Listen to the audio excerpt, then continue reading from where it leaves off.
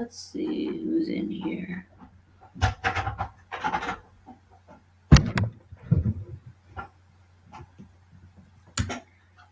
Let's see who's in here. Yep, Matt Dumit, Wisconsin sport fans, Jerome Shit Talking Pruitt, Tiger Baskins, Colby, Christopher McDavitt, Battle Angel. Yes, thank you for joining me on the stream this evening.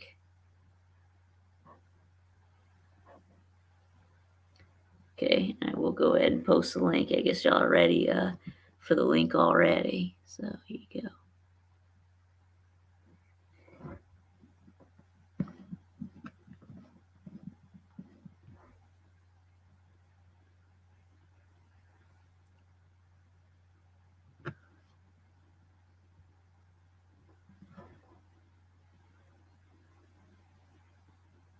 I just watched the bowl game today at the Bahamas Bowl. Yeah, I saw that one. Yeah, and I picked Toledo, and they lost. So. Woo!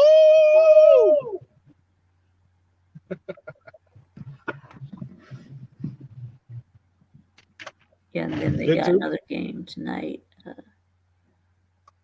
Yes, the Tail Greeter Cure Bowl. Mr. Viktube? Yeah, what's up? What's up, Mr. Baskins? Are you having a good day? Yeah, I'm having a good day. How about you? I accidentally, so I don't drink energy drinks like that, but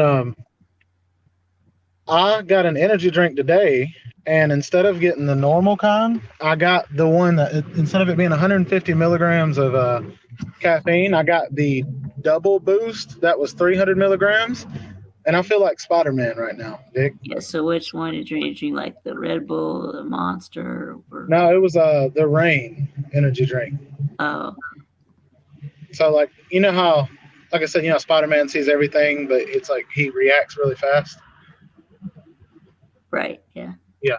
So that's how I feel right now, Mr. Vic. I feel like Pizza Woman is here. Yes, it did feel weird not having Roger stream earlier. Yeah.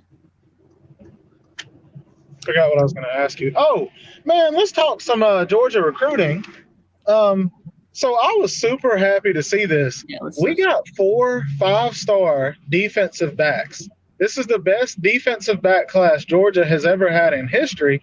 And the reason I say that, Richard LeCount was a really good defensive back for us. Very, very good. He was, yeah. But we have gotten defensive backs now who are not zone guys, who are not the speedy ball hawk guys. Now they probably can, get an interception, I'm sure, just with the best of them. But these guys are one-on-one island boys. And island boys.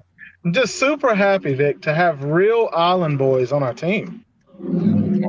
Island boys. So I was just I was wondering what you thought about it. Yeah, I'm gonna take a quick shower. Okay, have fun. You said I need to take a quick shower, bro. It's not that bad. No, Christopher McDavitt said that. Yeah. Yeah, Chris, you smell terrible, bro. Well, he's a Georgia Tech fan. He'll smell terrible after the shower. That's right, Island boys. That's right, Pete. Hey, Pete said he just texted me. Hey, Pete. Pete is actually my biological brother. Oh, I know that he doesn't say that. He's the one that got me started on YouTube.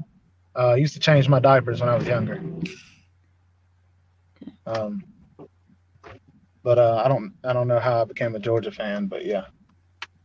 Yes, that's right. So I guess you voted. Yeah, I guess you took Middle Tennessee, K-Dog. Yes, I did take Middle Tennessee. Wait, so Middle, they beat Toledo? Yeah, they did. Thank goodness. Yeah, and then you telling me I'm 1 of 1 right now? No, you're 0-1. Yeah, if you pick Toledo, you're 0-1. That's right. No. I picked my boys at Middle Tennessee State. Okay. The only reason I picked them was because Justin Schaefer. Yeah, that means you're 1-0. Yeah, that's what I was saying. I was saying that. Anyways, Vic, this is what I was going to tell you. I've been training for the Slob Olympics, my guy. Right. It's been 4 days in a row now. I have done 250 push-ups a day, sir, and I'm going to beat you in the push-up challenge. I know. Yeah, I know you're going to. Yeah, I think you're going to beat everybody in the push-up contest. What up? Yeah, I remember. Yeah, I still have you picked to win the Slob Olympics. So. What? When was this? Oh, bro, that meal make me cry in the grocery store right now. You picked me to win the Slob Olympics. Yeah. Mm-hmm. Man, I feel well. You're actually adding pressure now. Now it means I gotta win. I think I've told you that before, but yeah. Say it again. Yes, I think yes, I've told you that before. Okay. Well, yeah, I'm gonna win it just for you, Vic. And how about this? If I win and they give me a trophy, I'm giving it to you, just because your belief in me. Are you okay with that? Yeah. No. I think you should keep the trophy. Yeah. I think it should go to you. Yeah. Okay. Well, I'll split it with you.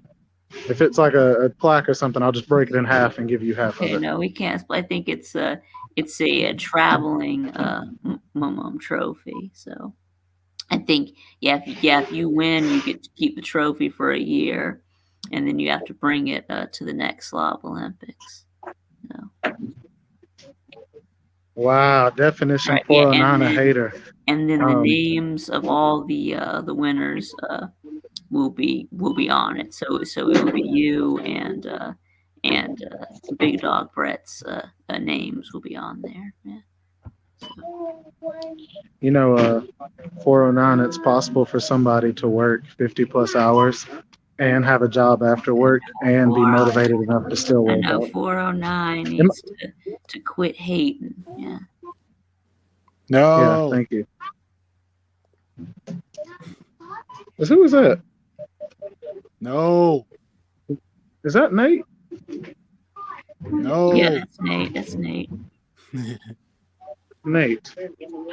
Now, can I say Nate the not so great? I'm going to call him that until after the game. Yeah, that's right. Nate, are you okay with that? I could call you Tiger Askins. Oh yeah, definitely. What did he say? Yeah, what are you gonna call me? I guess he says he's gonna call you Tiger Askins. Call you Tiger Askins. Wow. Tiger I'm gonna tell your mama you out here saying words like that. And I guess you could call me Biktube. Nah, I'm not. What's up, big dog? Hold on, y'all. Let me mute you real quick. I'm not gonna go that far, Vic.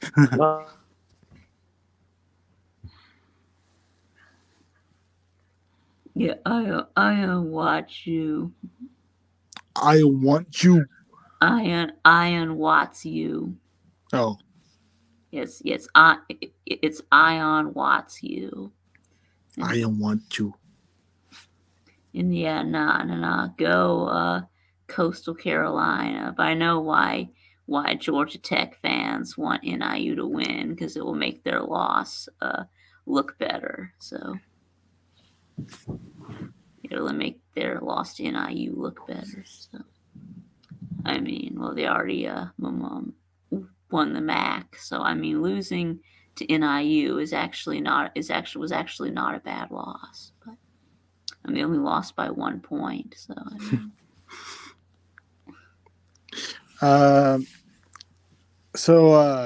But I gotta go with Coastal. But okay, hold on, Nate, they're not so great. What were you saying now? You said Tiger Askins. Is that what you said? Yeah, after the game, like Tiger you said Askins. That to me. And he's gonna call me Biktube. No, I'm not gonna say no. He call you that. I'm not gonna do that. Well, I don't know how the rest of the Slob Olympics will go, because I know they're wanting to do new challenges or whatever they're doing. But as long as they keep the 40-yard dash in and the push-ups, I will win the 40-yard dash with ease. No, and I'm going to win the push-ups with ease. Oh yeah, and I owe Nate a basketball game. I'm whooping his tail in basketball. Yeah. Like I'm not taking it easy. First we have to find a basketball court though. I ain't worried about that. I'll get Uncle Lou to just put his hands up like a basketball goal. And we'll just play one-on-one. Or no, we can get Vic to raise his chair up. Okay, my chair doesn't really go that high, but well, here's the thing about 4-yard dash. Viktube has the advantage. Why? Yeah, well, not really. My chair's not that fast. But. Well, I know, but you have advantages though, right? At first. Okay, what do you mean? What do you mean? What kind of advantage? Like you get a head start because your wheelchair goes. Well, I mean, what happened last year was we did the race in the street, and while I was trying to line up in the street, it's like nobody would let me get in the line. Yeah, we should put like an engine in your because there wasn't enough room in the street. So I mean, yeah, hopefully where we're going, yeah, because they wouldn't let us do it in Centennial Park. I mean, which was yeah. That was lame. I mean, I do have a replica NCAA basketball. Can y'all hear me better now? Yeah. Yeah, sure. Okay. I was gonna say, Vic, what would be a good idea is if we have the 40-yard dash in parts, where we don't have everybody bunched up like a bunch of people waiting on Black Friday doors. I know, yeah, and I remember that golden blue dude. Yeah, he got hit as soon as he was stuck between two big guys, and they both would that have mattered though? Would golden blue dude have won even if he wasn't bumped? No. But at least if there's if there was we do want equality for all. If there was more room to spread out, then we wouldn't have had that problem. So if Centennial Park was open, we wouldn't have had that. Yeah, well, equal rights for all YouTubers. Yeah. Does that sound right? Yeah. Yeah. I'm gonna give Nate a head start. Just because it's going to make him feel terrible when I outrun him with a head start. So there's you okay with that, Nate? I don't remember having been on Sob Olympics the first time, but I mean, I didn't go last year either. You know what I'm going to do, Nate? Just for you, Nate. I appreciate the head start, but I'm going to whip that legs. What? That's good. By running, I'm going to be the Flash. Well, okay. Well, I'm going to go ahead and let you know, Nate. Just for you, I might start posting some workout videos just so you can see me getting ready. Like, just the intimidation will set in that you will have no chance against the Tiger Baskins. Nope. Just like all haters said, Michigan has no chance against Ohio State. I don't know about that. It's kind of like saying that. I don't. Look, I don't care about below average programs. Okay, Ohio State and Michigan and Michigan State and all those whatever Pac-12 SWAC. Yeah, I'm not doing it. Well, I mean the below average programs is Georgia because they blow every championship every year. So you're saying they make it? You're saying they make it to the championship? No, and that makes average. They blow a lead and lose.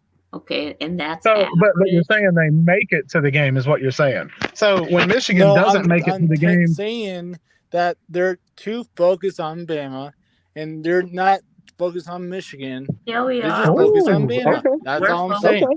We're focused on Michigan. Come on, we're they say they're they're saying they're focused on Bama. That's it. And, okay. All right, Nate. I see you. Nate. On beating Michigan.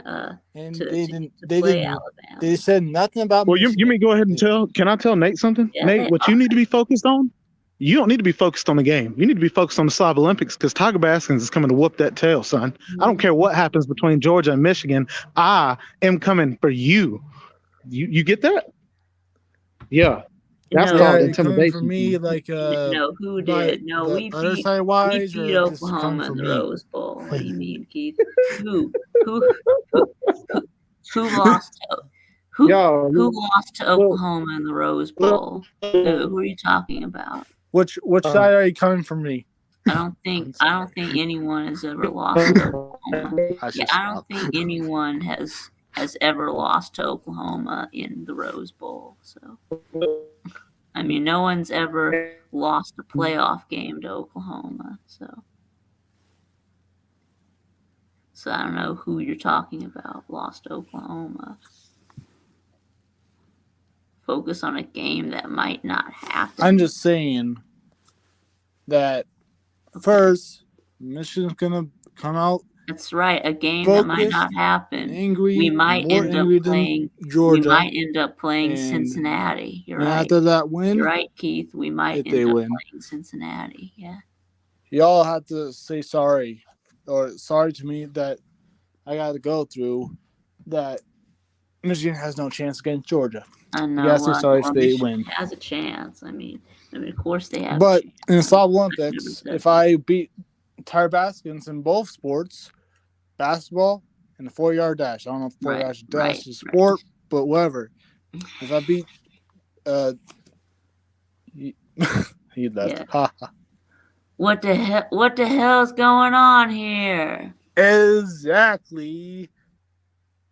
All right, come on, TB. Get back in here. Yeah, get back in here, TB.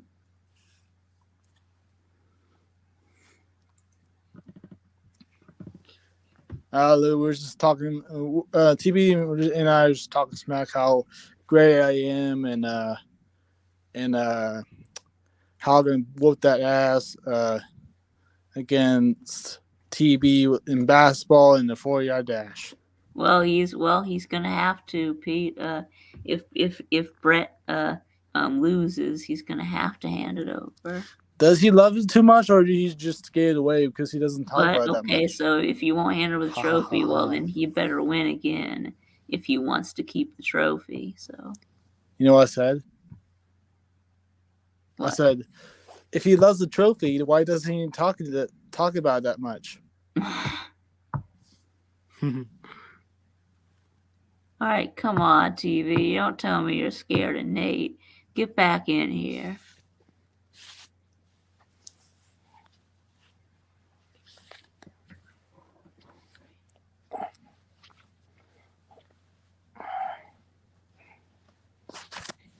Don't lie to me if TB, do not lie to me that your Wi-Fi's out. Do not lie.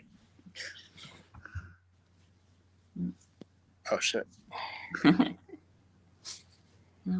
Although you would beat Tiger Baskins Look at him. in hockey though. Yeah. Fuck off. Yeah, I mean you'd beat him in hockey, but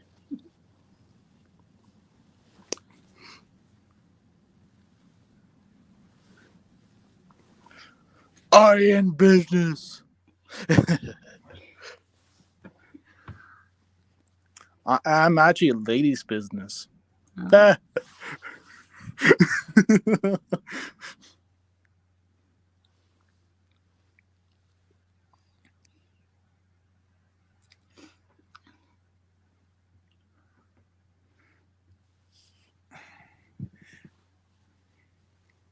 If I see a Georgian girl, I'm gonna whip my hammer around. Oh, what's up? Hey, Viktube. Hey, what's up, Keith? It's nice to see you. Yeah, it's great to see you too. Yeah. You probably might have seen me around, but if you haven't, then yeah, I've seen you. We've seen you around in the comment section. Yeah. Anyway, it's great to talk to you and see you. Yeah, it's great to finally talk to you too. Yeah.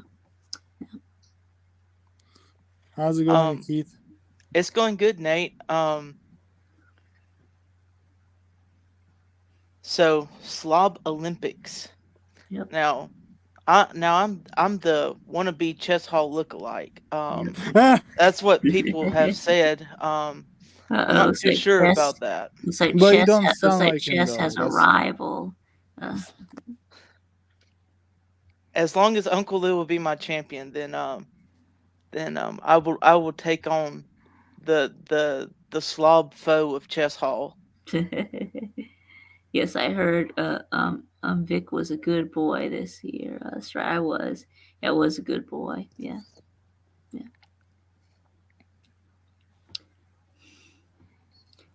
so. Yeah. Yeah. So Pete wants to know if you're at Slitta's house. No, I'm at my house. No. This is like a No, family Lou. That's house not. and everything. That's so. not. TikTok chess Doc hall. Doc Tutu. No, that's not him.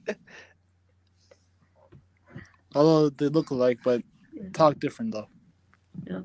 I guess what Uncle Lou's trying to say is that my name should be Doc Tutu.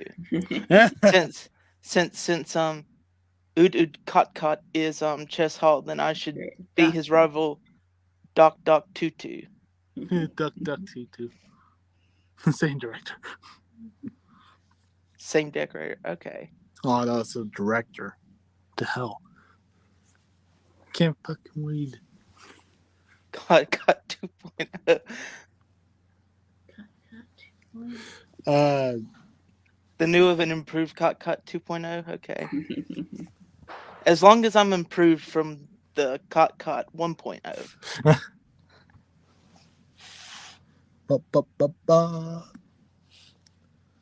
I'm not afraid to make a fool out of myself either. I did that plenty of times in high school. There was a dizzy bat race, and I decided to roll with it. Oh. Hey Keith, are you a Georgia fan? I am a Georgia fanatic. Yeah. Okay. Okay. Now, Okay, in your perspective, I've been hearing that Georgia's focusing on Bama. Is that true? No, incorrect. No, we're okay. focusing Well, on that's what I heard though. No, we're focusing on. I mean, the fans might be focused on Alabama, but the team is focused on Michigan. So. Yeah, the fans should not underestimate Michigan. If you know what I'm saying, I've been saying this for 2 weeks.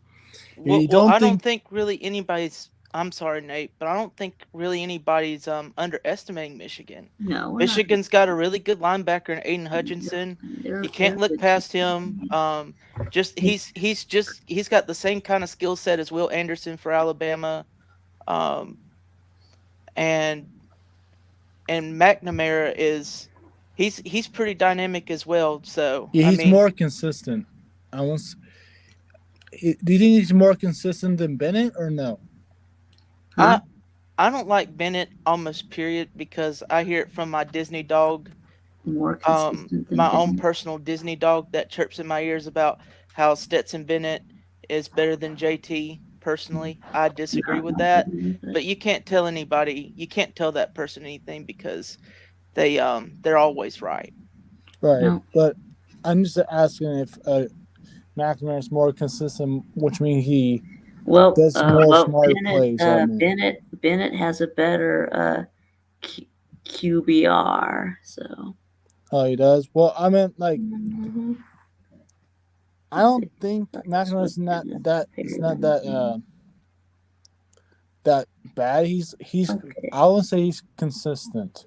He's more a game manager or whatever it is. QB. Let's see. I think. I don't know. Yeah, he is. Yeah. Yeah. Stats. Bennett is very consistent as long as he doesn't throw 30 passes. Right. After that 30 pass mark and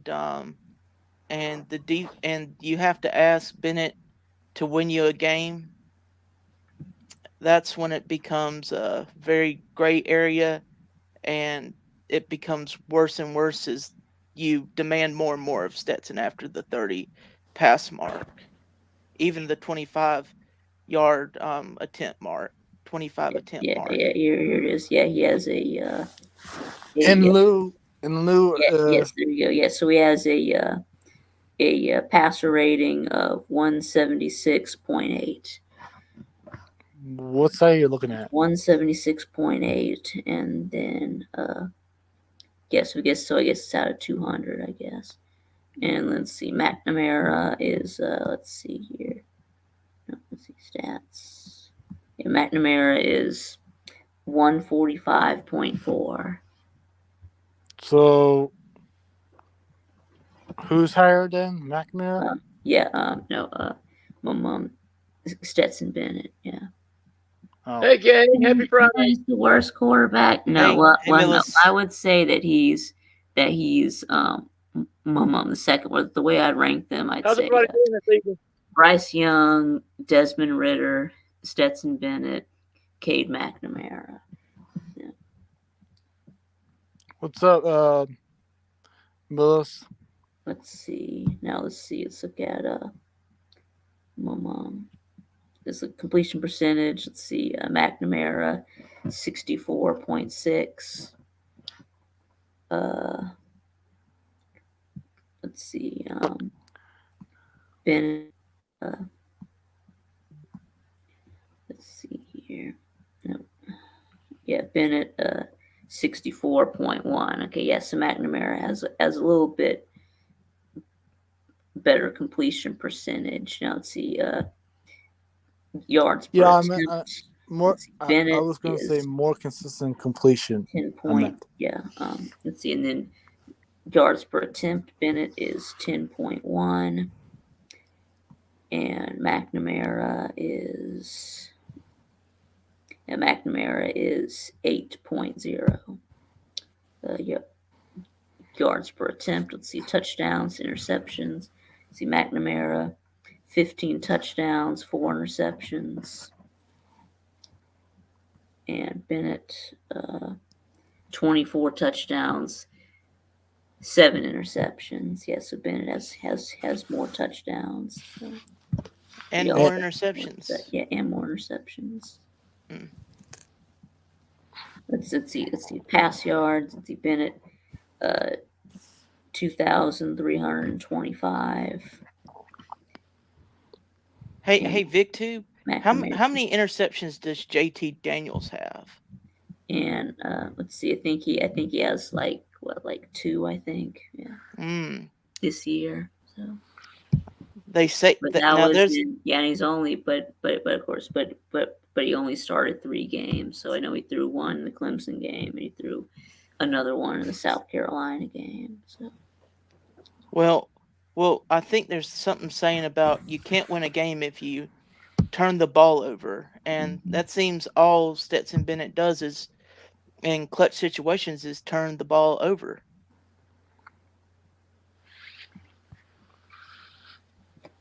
Yeah, no, let's see. And then McNamara, 2,470 yards. So he has a little bit more yards too. So.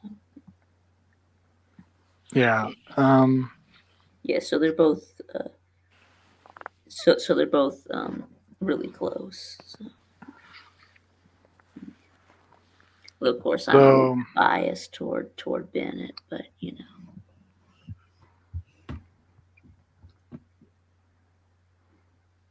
Yeah. It should be a really good game.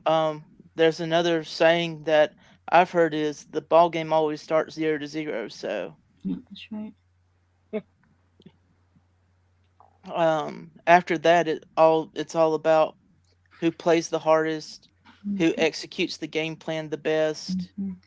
Yeah, that's right, Lou. We don't practice, we don't play. So you're right. So what we say. I didn't say that. I was just saying that we do. And Georgia fans can't just, like I said, can't move past Michigan. And I know the team, Georgia, as the football team, is probably not looking past Michigan because they think they're a pretty good team. Yeah. I still think Georgia has the advantage to win, but I think Michigan has a shot to beat them. But a shot. Now it's gonna close, yes, but would I be shocked if Michigan won? No. Not really, but Should be. would I be mad or sad if Michigan lose? No, because we made really? it to the You playoffs. should. That's all. You should be, mad and sad if you're. I'll be upset if Georgia loses. I mean, you should be. I mean, you No, should be. Nate. I mean, you yes, I should would be. like a You national should be championship. mad as hell if Michigan loses. I mean, if Jim Harbaugh punts a football game, takes a paper plate, and leaves a hot steaming pile of doo-doo on the 50, you should be really upset. Well, I mean, yeah, if it's a blowout, yes, I will be really mad. I'm just saying, if we lose, I don't care if I won't say I don't care, but I'll be appreciated that Michigan went to playoffs. That's all. Right. Okay. But would I want to win? Yes. I'm just saying I just want to be in the playoffs, and yeah. Mm-hmm. Yeah. Hey, what's up, Slitta? Yeah, go Dogs. Yeah. And we'll glue in here with the Georgia Tech sucks. Yes. Yes, the Nick No. sucks. Yeah. How about them Dogs? Yeah.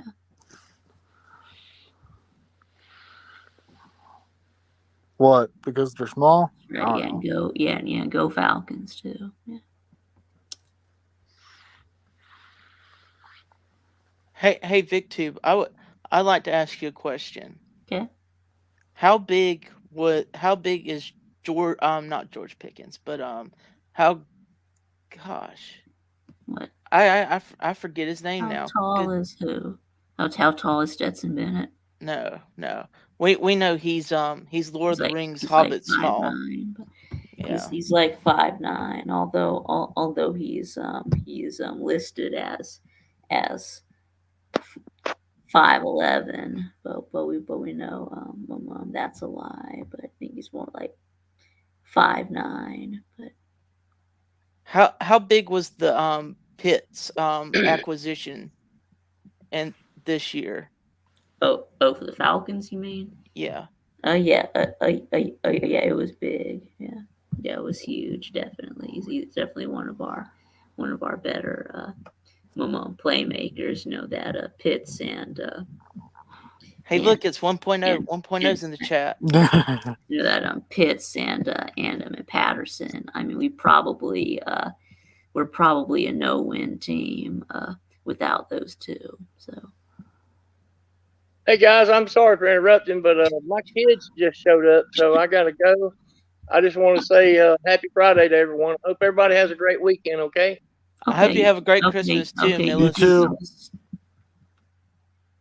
And hope everyone in the chat has a great Christmas. Yeah, Merry Christmas. Yeah, if I don't see you again. Yeah. Merry Christmas and a Happy New Year. Yeah, what's up, Jess? Yeah, eat shit, ACC. Yeah,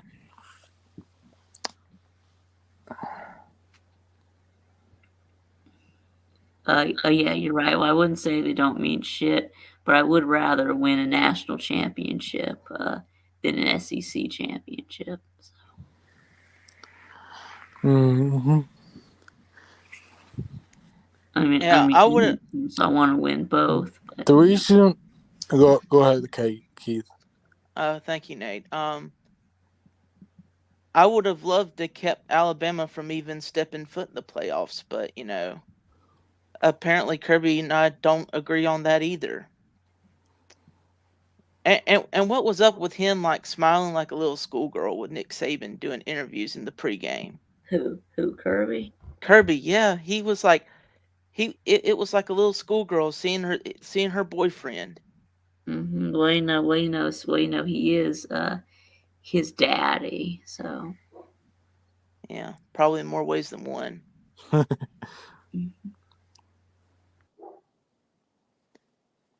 He was so giddy talking about how them playing basketball and everything back in the day, and he was just. Jeremy, no. What? Nebraska's winning a natty before Georgia and Michigan.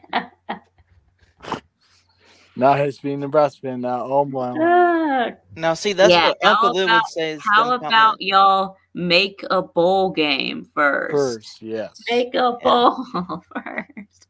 Yeah, and fire Scott Frost too. Wait. We say in volleyball. In volleyball. Oh, okay. Well, you're probably right. That's respect, though. Okay, you're probably right about that. Okay. Don't leave us without context there, Jeremy. I mean, I don't really care about volleyball, but I heard Nebraska volleyball was pretty good. But I mean, I'm not really a volleyball fan, or whatever you call it. Yeah, I hope Nebraska wins it, but whatever. Whatever. Well, Nate, I'm gonna have to tell you some bad news. Shit. What? Michigan is going to have to face the best front seven in college football. Well, Georgia has to face the best O-line front seven of college football. Wrong. You're right. I mean, one of the best. Kentucky has a better offensive line than one of the best. Michigan. One too. Yeah, Kentucky has a good one. Let me rephrase that. Georgia's going to face one of the best front O-line. Right. Mm-hmm. Good. Yeah. Okay. Right. Well, I guess that is harder to measure than a defensive front. I know that it's, that it's more subjective when we're talking about offensive lines. So it's because they don't really get any stats. So yeah. I'm 2.0 Kane Shazunk 2.0. I'm the upgraded version. Sorry, TikTok. Sorry, Chess. I'm 2.0. Yeah. Oh God. Yeah, Kane Shazunk is in here. Mm-hmm. Okay.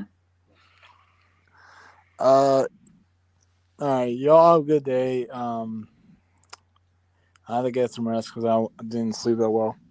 Okay. Not because of the Georgia nightmare or whatever.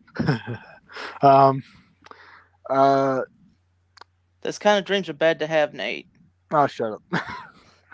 Okay, the same defensive front that Bama shredded. Well, that doesn't make us that doesn't make them not the best just because they had one bad game. Yeah. It's because they had one bad game. I mean, well, we only ran one blitz package against you, Jeff Webster. I guess you're a gump. I think we ran more blitzes in the second half. But we only ran that middle gap blitzing the inside linebackers into the defense, and y'all picked it up, and we kept on doing it, right. even though it didn't work. Well, it worked in the second half. But. Yeah. Jeff, I wouldn't be too concerned with Georgia. Y'all have to play against Cincinnati, and you're down. Yeah, unfortunately, you're down one elite wide receiver in John Mechie the third.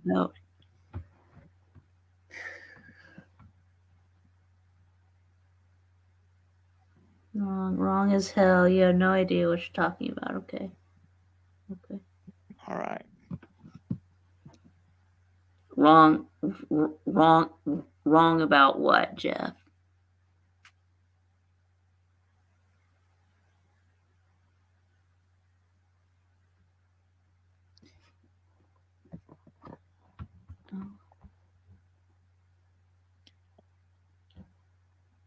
Jeff, it's going to be funny when y'all struggle bus win against Cincinnati. It would be.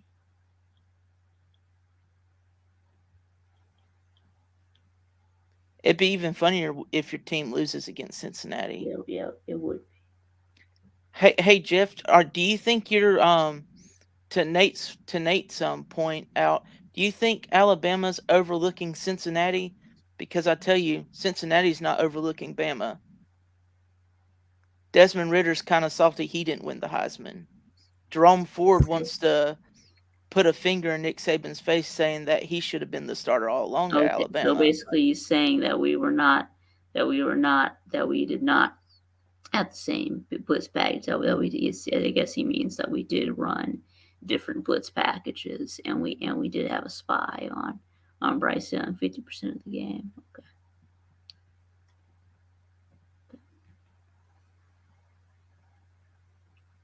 I mean, I don't know. I mean, the game was like what? I mean, the game was 2 weeks ago. So so we're not going to remember every detail of the game. So I mean, for most of Georgia's fans, we're just wanting to forget because what's in the past is in the past. Yes, Battle Angel, we are going to do another another Christmas karaoke. That's right. And Jeff is going to sing Bing Crosby's White Christmas. So. Oh gosh. Mm-hmm. Okay. So I think Jeff is dreaming of a white Christmas, and he'll probably get one too. But we. Hey, Slim. yeah. Jeff is gonna get one too, but we won't. I know I'm fashionably late to the party, but are we seriously making a valid argument as to why Alabama is gonna struggle and or lose to Cincinnati? Okay. I guess so. No, we don't really think that's gonna happen. But. Yeah, I don't think Cincinnati. I picked Alabama to win on Rogers. Yes, Jeff, you are. Well, I came in about the time you were talking about one of Alabama's best receivers being out. I mean, you do realize that Alabama's worst receiver is better than Cincinnati's best receiver, right? Yeah, well, I personally picked Alabama to beat Cincinnati on Rogers. I don't know how to. Does anybody know how to spell Des Moines? I'm trying to look up the weather for Des Moines to see what it's going to be like on Christmas. So I don't know how to spell it. That's one of those tricky cities to spell. It's easy to spell. Demoines. Okay, never mind. It's two. Okay, it's Des Moines. Yes. It's Des Moines. Okay, it's 37 right now. So let's see the weather for Christmas Day. It's going to be partly cloudy with a high of. It's going to be partly cloudy with a high of 30 and a low of 18. It's going to be a high of forgetting. Oh yeah, it's next Saturday, not this Saturday. So it'll be partly cloudy with a high of 46 and a low of 27.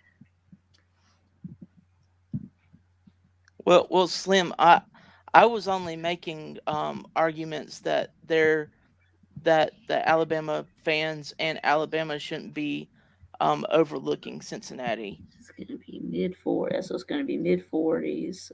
It's going to be the high, and then upper 20s for the low. So. I mean, as a general rule, I agree with that. But Alabama could play their third string and win this game by 40 points. It's Des Moines. I mean, sure, Alabama has more depth and more talent. Des Moines. But I don't think that's something that you should test. I think you should always play your best players. Well, obviously, I don't think anybody's making the argument, but like I said, Alabama could put their third stringers in and still win that game by 40 points. That's right. And then for us, it's going to be a high of 63 and a low of 45. So, yeah. Well, I've made my opinion on the subject perfectly clear. Cincinnati has no business in the playoffs whatsoever. They're going to get absolutely decimated. Well, I think it's going to be a little bit closer than people think. I think in the end Alabama's going to run away with it. But I think Cincinnati's going to fight real hard in the first half. Well, I don't disagree with that. And I've said before, Cincinnati's probably going to pull out every trick play in the book and gimmicky play to try and throw Alabama off and stuff that's just tough to defend. Yo. But someone loves playing with toys. Yep, They should be sent back to kindergarten. That's right. I guess my mom traveling fools likes yo-yos. So. The only semifinal game that should be anywhere near interesting is the Georgia-Michigan game. And really, I want to see how Georgia responds after they got punched in the mouth, because nobody's done it all year, and somebody finally did, and Georgia folded like a dollar store lawn chair. Well, that game that Georgia played was the worst game by far, and like I told Nate, it's going to be 0-0, and Georgia has to play football. Oh, I agree. And like I said, I'm not making a prediction. I'm saying, I don't know. Greetings, Vixen. I don't know what, and nobody really knows what Georgia's response is going to be. Because, like I said, they didn't get punched in the mouth by anybody all year long. They kind of cruised through the season, and then somebody finally put up a challenge, and Georgia folded. Well, to be fair with you, Slim, I think the biggest challenge Georgia had was against Clemson, and look what Clemson turned out to be. I mean, in hindsight, Clemson wasn't nearly as good as the third team in the nation as people thought they were in the preseason. Well, they're also not as bad as people are trying to make them out to be either. Well, no, I totally agree. I think they should be a top 25 team, but I think they should be hovering at the end of the top 25. Well, they are. They're like 19. Okay, I hadn't kept up with too many ACC. Well, I mean, it's you don't have to. I mean, they're in the top 25. If you've looked at the top 25 rankings, you would see it. I mean, I don't keep up with, the Pac-12, but, I knew who was ranked and who wasn't. Yeah, I typically just looked at the rankings in brief, but I generally just focus on the top 10 and nothing really else. That's just me just wanting to see who's top 10.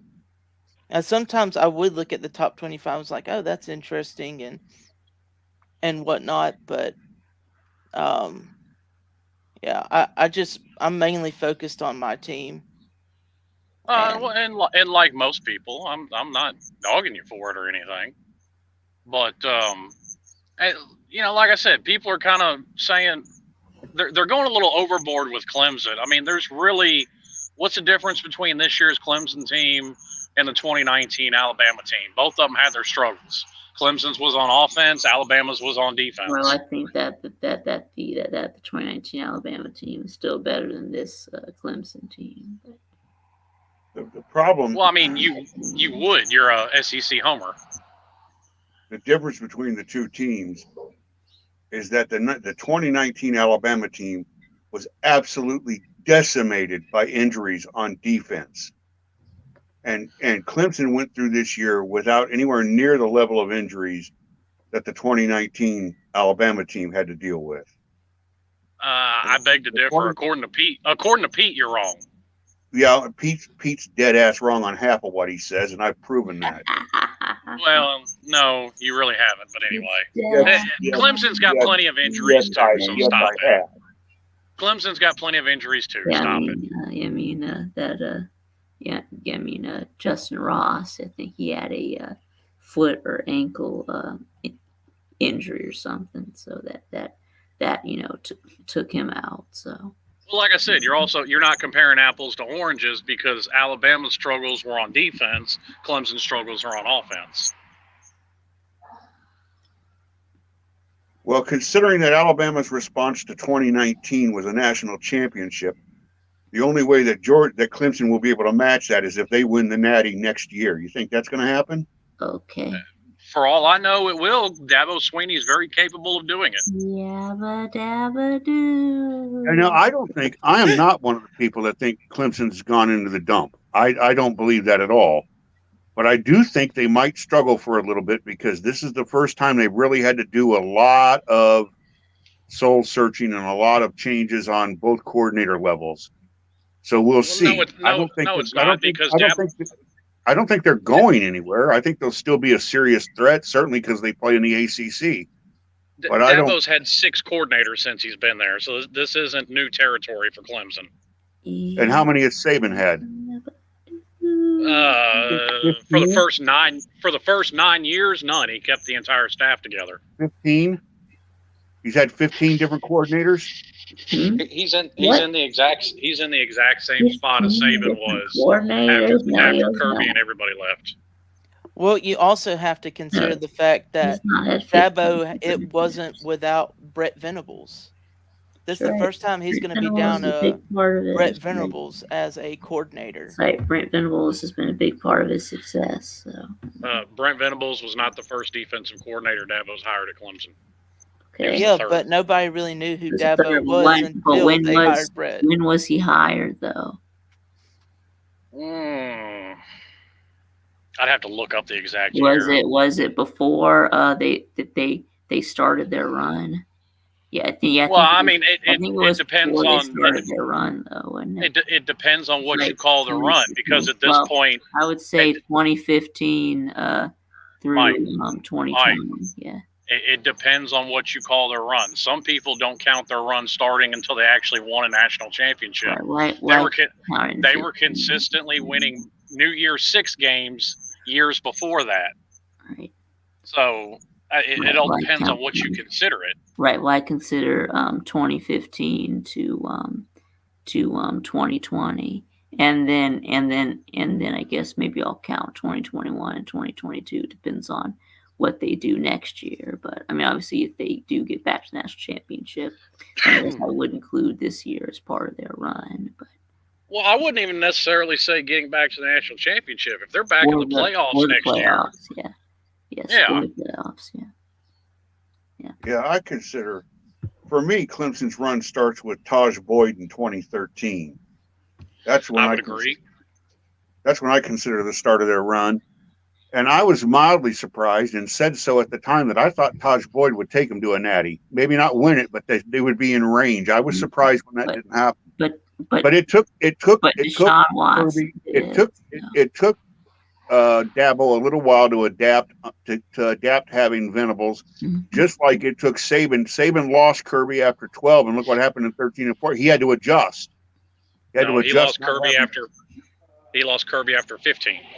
Yeah, it was 15. Yeah, right. After the title. That's right. And so it's you can't say that losing a coordinator doesn't have an impact. I mean, it does. Well, I'm not saying it doesn't. It certainly helps you survive the change. If you're loaded with 4s and 5s, if you've got 2s and 3s, that's a different story. But Clemson doesn't have 2s and 3s; they're loaded with 4s and 5s. Yep. And my basis for saying this is much to mirror Alabama's. Saban. It was a well-oiled machine by the time Saban started turning over coordinators every other year. And Clemson's a well-oiled machine at this point. So that's why until proven otherwise, I'm gonna work under the assumption they're gonna be just fine. Yeah, I don't expect them to disappear, not at all. I personally hope they do, but I don't expect them to. Jordan. Yeah. Well, they got. I came at a good time. Yeah, we're talking about Clemson, right, Jordan? Clemson, so. I think the acquisition or getting Klubnik to sign the 5-star quarterback is big because 4-star. Let's be honest, DJ Uiagalelei he's a 5-star. Isn't the answer. I know he was a 5-star, but he's just not the answer. 5 stars don't always pan out. But by the way, Jeff, I'm going by 24/7. He's a 5-star on 24/7. Yes. By the way, Jeff, thanks for Jaleel Skinner. I appreciate that. Who? Oh, you're welcome. Yeah. Who's Khalil? You're welcome. We just signed the number 1 and number 4 edge rushers in the country, so we'll be okay. Who's Khalil Skinner? He's a tight end. He was a highly recruited tight end that a lot of schools were in for. He was Why are originally you thanking him for? Why was he committed to Alabama? Yeah, he flipped from Alabama to Miami. Okay. Yep, Miami flipped him. Yeah, Kate Klubnik is a 5-star in the composite and in the top 24/7. So, yeah, he's a yes. Yes. How do you feel about Brent Venables leaving Jordan, and what impact it's going to have for going forward? It's so from a just a familiarity standpoint, time since we hired him after the 2011 season. We won the ACC, but got we lost 70-33 to West Virginia, and we hired him after that season. And since then, he had only one of his defenses has finished outside of the top 10 in total defense. So it can't be understated, really. I mean, it's a big deal. So any person that tries to tell you that it's not, losing him is not, they're delusional. But I'm confident in. I'm really confident in his replacement, in particular. Well, at least one of them. We're kind of doing a co-coordinator deal, but I'm really confident from a X's and O's standpoint in his replacement, Wes Goodwin. The only concern is, will he be able to recruit as well? That remains to be seen. Raj, you beautiful motherfucker. Oh, where did Slim go? Here, I guess I'll post the link again, so you can come back in. Yeah. But yeah. I feel pretty. I mean, I feel pretty good about but it's hard to replace a guy that good, arguably the best defensive coordinator in the country. So I mean, I'm not going into next season expecting our defense to be just keep rolling how they were rolling. Even though I like who we have in place, it's going to be different. And so Jordan, let me ask you, what do you think about the comments, or some could say or would say that it was foot and mouth disease that your head ball coach was saying about kids not being fully committed to Clemson and him not wanting to pursue anybody in the transfer portal? Well, first of all, a lot of Dabo's comments get taken out of context or twisted, and people don't like to actually listen to what he's actually saying. He's been pretty consistent on this. He's not from a philosophy, he's not against the transfer portal. He's never felt the need in the past to use it, and for good reason. For good reason, because save like this past season, Clemson was doing just fine without taking transfers.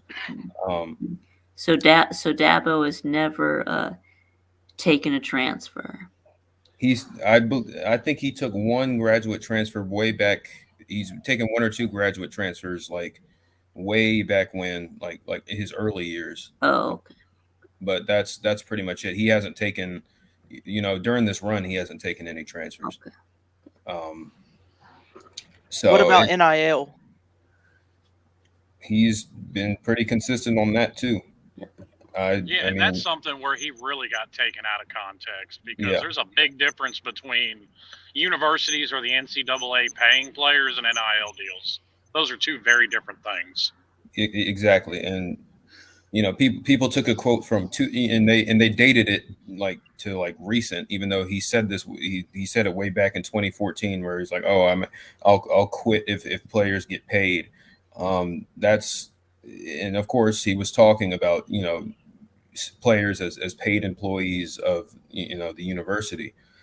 He's always been for players being able to make their own money. In fact, he's campaigned in the past throughout his entire tenure and advocated for students to get more in yearly, get more of like yearly and stipends and stuff like that.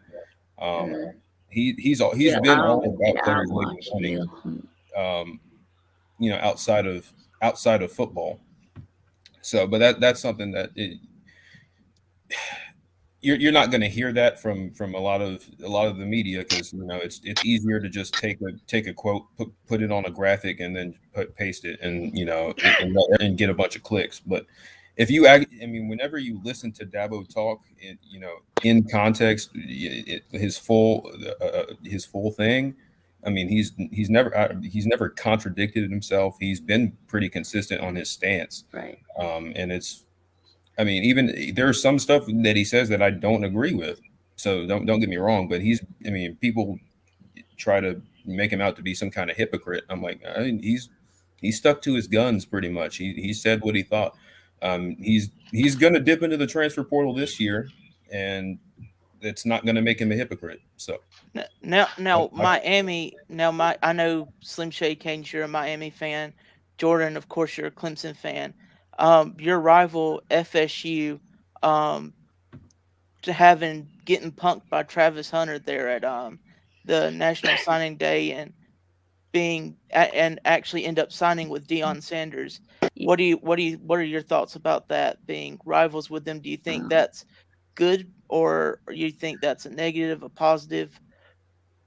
It's not good for FSU. I'm not mad at it.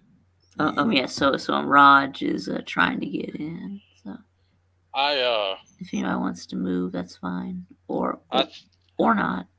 Yeah, it's up to you. I think about karaoke.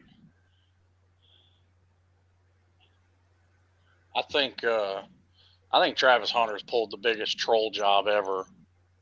Listen, if anybody thinks that Travis Hunter is at JSU for any other reason than the CEO of Barstool Sports writing him a check for almost $2 million, you're delusional. Sorry, Dixon, but you weren't talking. You're just see that you're kind of. All right, now boot me back out. Put her back in. I'll wait a few minutes, buddy. Sure. I'll boot you out. Put you back. And Travis Hunter very well may still end up at Florida State by the time everything's all said and done. Travis Hunter's not gonna waste his entire career at JSU, despite what he says, because everybody's trying to tie it into the whole HBCU thing.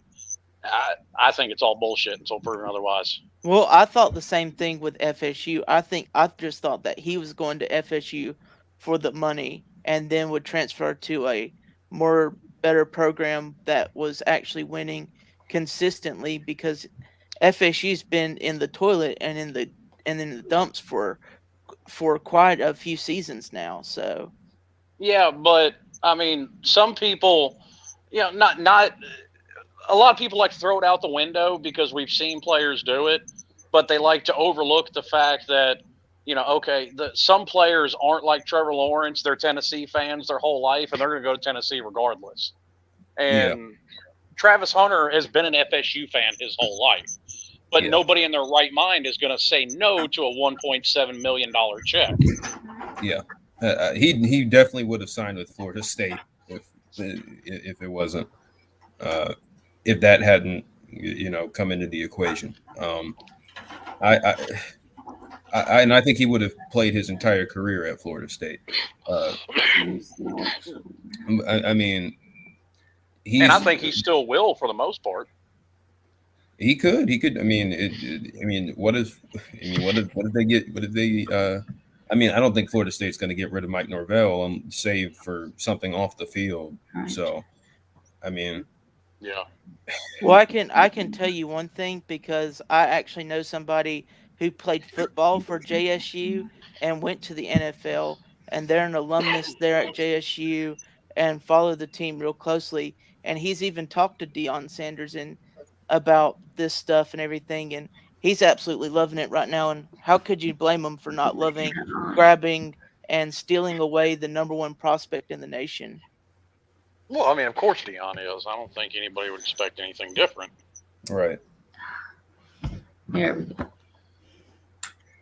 There we go. Love the hat. But with that being Got it said, on halfway anyway. but with that being said, do you think there's a way that JSU will get to the point of popularity where the playoff committee might consider them being a top 25 team? What?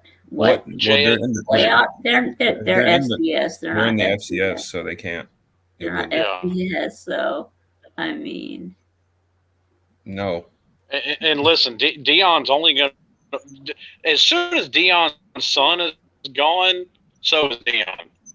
I don't know. Well, you know about how they had the Celebration Bowl. Well, the HBCUs actually claim that as a national championship. So I mean, it's not really a national championship. It's called the Black National Championship.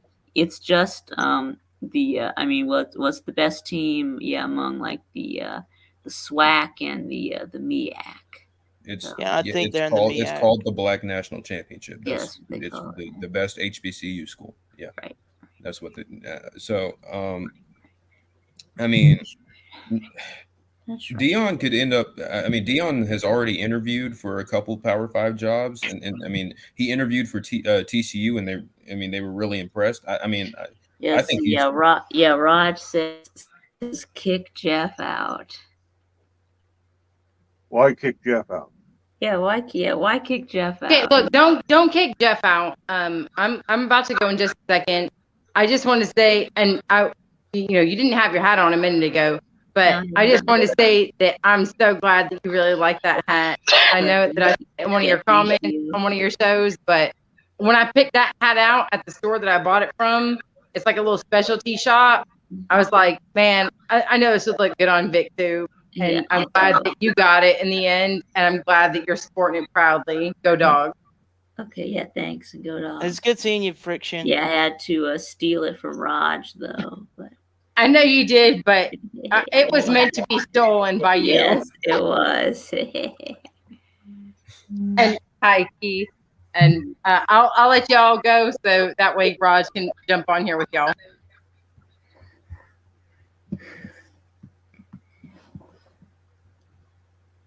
That goddamn Vic bust my ass out, don't you? Yeah, that's right. I was just texting. I said, hey, kick Jeff out for a few minutes. I was just wanting to come in for goddamn Vic, kick me in the nuts while I'm down, son. Don't even give him a fighting chance. Well, Jesus Christ, man. Yeah, you stole my goddamn hat from me. You fucking prick. Yeah. No, we did a white Christmas over here for the SEC championship game. And the white elf. That was one of the prizes I picked, and that was, believe it or not, that fucking elf hat I was gonna give my daughter, and that was the last prize that could be stolen. And fucking Vic says, Raj, I'm taking your hat. And I was like, you motherfucker. I was like, you little fucking prick. Well, all right, it wasn't against the rules. So it wasn't against the rules, but you took it from my 4-year-old daughter. So, well, I'm sorry. I guess if you had told me that you were going to, I'm fucking with you, man. I'm fucking with you, buddy. Oh man, if I know you were going to give it to her, I would have let you have it. But. No, you're good, buddy. Rowe. We got her one the same way, but no, we just got home a few minutes ago. But shit, man. Well, who the fuck? I ain't even turned the fucking TVs on, man. Like I said, I ain't been home 10 minutes. Who the fuck's winning the bowl games? Oh well, Toledo lost. Yeah, that's right. Yeah, Western Michigan won the first one. Yeah, the Bahamas Bowl, and then right now with the Cure Bowl, yeah, I think Northern Illinois is leading Coastal 17-13. Oh shit. Well, yeah, like I said, I mean. When I texted you earlier, I said, "Hey, man, like I said, I was giving you my time slot so you could go for 4 hours if you wanted to." I said, yeah, and then I said, "No, I'm good." Yeah. So I didn't know if you wanted to go for 4 hours or not, but because, like I said, I couldn't fucking do it. Hell, we left here at like 4:45, 5 o'clock. So, but well, I did miss you not streaming, Raj. So. Well, when family comes first, my man. My daughter had that little Christmas dance recital where they all sang and danced, and my daughter I yesterday. get that. I get that. Hey, Slim, you'd be proud of me, buddy. I pounded about 8 or 9 beers before I left, and I put I got me a big cup. It's one of them Yeti cups, and I filled it full of fucking Jim Beam and Coke before I left. And I drank it. Somebody sitting in the church, watching kids sing. Hey, Jesse, I did the same thing yesterday at my daughter's Christmas program. Yep. I got a Miami Yeti cup, and I got some Jameson and Dr. Pepper. Yeah. I told my wife, I said, give me a minute. She says, what you mean? I got this big ass thermal Yeti cup. It's like 42 ounces. I filled that bitch half full of Jim Beam and poured about fucking half a liter, 2 liter of Diet Coke in that motherfucker with ice. I said, let's roll. I was sitting in that bitch drinking fucking Jim Beam and Coke and watching little kids sing Christmas songs the whole fucking time. So, hey, you got to do what you got to do, right? And I was even smoking cigarettes in the church parking lot, and I took a big piss before I left because the bathrooms was closed. Man. So, but, yeah, we had a good time, man. Like I said, trust me, I wanted to stream today, but like I said, with that shit going on and me trying to I clocked in at fucking like 3:50 this morning, and I didn't get fucking home, man, till like, Jesus Christ, man. It was like a little after fucking 4 o'clock, man, like 4:05, 4:10 or something. I was like, God damn it. It was a long fucking day. So, but the weather's been shit here too. It's been fucking nasty, raining, fucking cold, hot. So it is what it is. Here. I mean, of course, when you got 50 fucking pieces of pipe on the truck and you get to a job site and all they got's an excavator with a chain to load you one fucking pipe at a time, it's goddamn. It's like, motherfucker. I'll be up your way Monday, Jesse. I heard that. I gotta go from. I gotta run down Louisiana, pick up a trailer, run it into Fairburn. Oh shit! Yeah, that's about 2.5 hours for me, but yeah, it's kind of close. Well, I'll be probably running right through where you're at, coming up from Louisiana, though. Yeah, that's true. But so what's your fucking schedule next week, Slim? What you got to fucking do? Good God. I got to run. I'm gonna leave out Sunday. I got to run Louisiana, swap trailers, run the full one up to Fairburn, run the empty one from Fairburn back down Louisiana, pick up another full one and bring it back to Memphis. So I'll leave out Sunday. It'll be Wednesday morning before I get back to Memphis. Now, when you get to Fairburn, you gonna stay overnight? Then just go ahead and haul ass back, or what you got to do? I don't know. It all depends, because it's only 6 hours to Taft, Louisiana. Yeah. So I'll get down there, swap out trailers, and then get as close to Fairburn as I can before I shut down. Okay. I mean, I'm sure I'll be in Georgia somewhere. Right. Well, hell yeah, that sounds like a fucking plan. I ain't even doing, like I said, we got pretty much an easy week next week. I do one load Monday, one load Tuesday, and I got to come in. They're going to feed us breakfast. We're going to watch a so-called safety video, and they're going to pay us for the day and go home. And I don't go back to work the next Tuesday. Yeah, my next 2 weeks are going to be fairly easy. Yeah. So, and the good thing about it is, though, the bowl week, we're off. We work a half a day Friday or a half a day Thursday. We're off Friday, Saturday, Sunday, Monday. So that's pretty cool. I'm fucking looking forward to the next 2 fucking weeks. I'll be honest with you. So may go to the woods a couple days, do a little bit of hunting, or what as Lou calls it, waiting. And I'm gonna be waiting in the woods in the morning. So I was, but we're doing my Christmas over here tomorrow, so for the family. But well, Merry Christmas, Raj.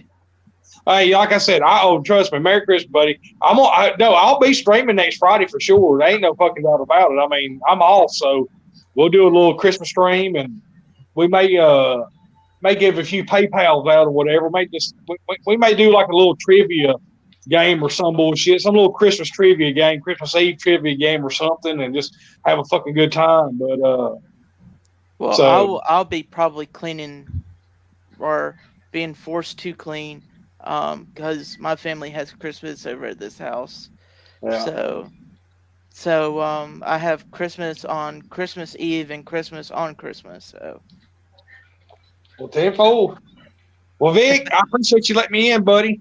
I want to hear some Vic Okie on that damn Yeah. album you got. we got You stole from me, you little prick. I'm gonna get your ass back.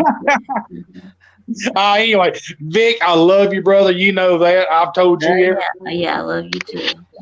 You my boy, Vic. You know what I'm saying? You need somebody in your corner, son. I'm there for you, buddy. And I tell you, Pops, Merry Christmas, and I love his ass too, man. All right. Thank you. So y'all have a good one. I'll talk to y'all later. And if Celine doesn't stream next Wednesday, I will be substituting for him. Okay. So if he said I talked to him earlier. He said he's probably going to be on schedule, but if not, I'll do Wednesdays. But next Friday it'll be on schedule like always. We'll do a little Christmas schedule, a little Christmas stream. We'll do like a little trivia game or something. We'll make it fun for 2 hours, and we'll shit like that. I'll send a few PayPals out to people. Merry Christmas. Say how you fucking doing? Hey, keep it moving. You know what I'm saying? Yeah. And play a little bit of Santa for Saturday or for Friday. So, but I'm taking my whole Christmas bonus I got, and I'm gonna dedicate it to the people that sent me packages and sent me some donations and helped me out over the way. So, I'm just gonna pay it forward. So, y'all look forward to next fucking Friday, and I love you, motherfuckers, and I'll talk to y'all fucking later. Have a good one. all right, Rod, you're good people, later, man. Yeah. See you, buddy. Okay, so it's time to do some Vic Okie Christmas edition. So are you ready, Jeff? You there? Yeah, you want to start one first? Let me get Yeah. White Christmas loaded up. I know that's what you wanted me to do. I'll be terrible at it, but I'll give it a swing. Dreaming. I'm dreaming. Yeah, I think you can do it better than me, but I think you can sing like you Bing better than I can. So. All right, let me try to find a karaoke version of it. All right. So what's up first? All right. I guess first we could do. Okay, here's the Bing Crosby.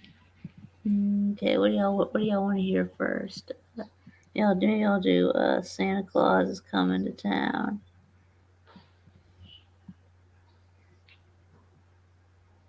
Hey, Vic, I'm going to dip out, but thanks for having me on your stream. It's nice meeting you. Nice meeting you, Slim Shady Canes. Okay. Jordan Bowman, Jeff Webster, nice meeting you too. Yeah, y'all good people. Yeah, thanks for coming on, Keith. Yeah, it was nice meeting you too. Yeah. And that's a really cool hat. Fricks and Vixen, they're good choice on the hats. Glad you stole it from Raj. I'm sorry, Raj, that he stole your daughter's hat. I know you're probably just messing with him on that. Yeah, I know. No, that's all right. Well, he said that they bought her one, so I guess we. All right. Yeah. Y'all have a good one. I'll see y'all out. See y'all later. All right, later, Keith. All right, bye, Keith. All right, boss. Bye. I regret to say that I could not find a version that did not also have Dick Shawn singing it. I couldn't find a karaoke version of I'm Mr. White Christmas, I'm Mr. Snow, I'm Mr. Icicle, I'm Mr. Ten Below. Couldn't find the Snow Miser, Heat Miser without vocals already attached to it. Oh, that sucks. On the Grinch, there's a version of the Grinch without singing. Okay, are y'all ready? Yeah, I'm gonna drop out. You better watch out. You better not cry. Better not pout. I'm telling you why. Santa Claus is coming to town. He's making a list and checking it twice. Gonna find out who's naughty and nice. Santa Claus is coming to town.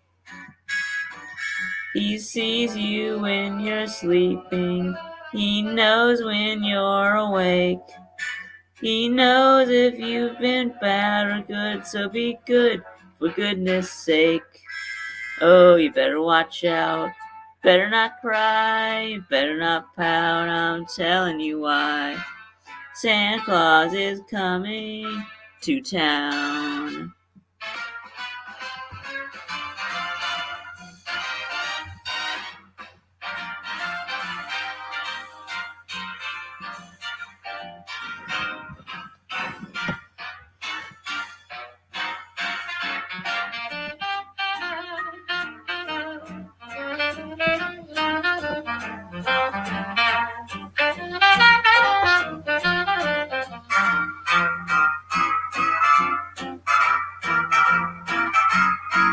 Say, you better watch out, you better not cry, you better not pout, I'm telling you why. Santa Claus is coming to town. He's making a list, he's checking it twice, he's gonna find out who's naughty and nice. Santa Claus is coming to town. He sees you when you're sleeping. He knows when you're awake.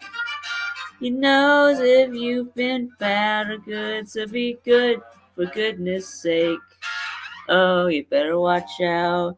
You better not cry. You better not pout. I'm telling you why.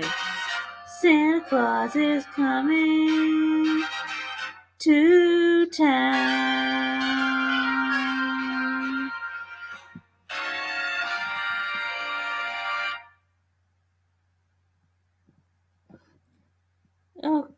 Okay, it's your turn, Jeff. You ready? My apologies in advance. Here we go.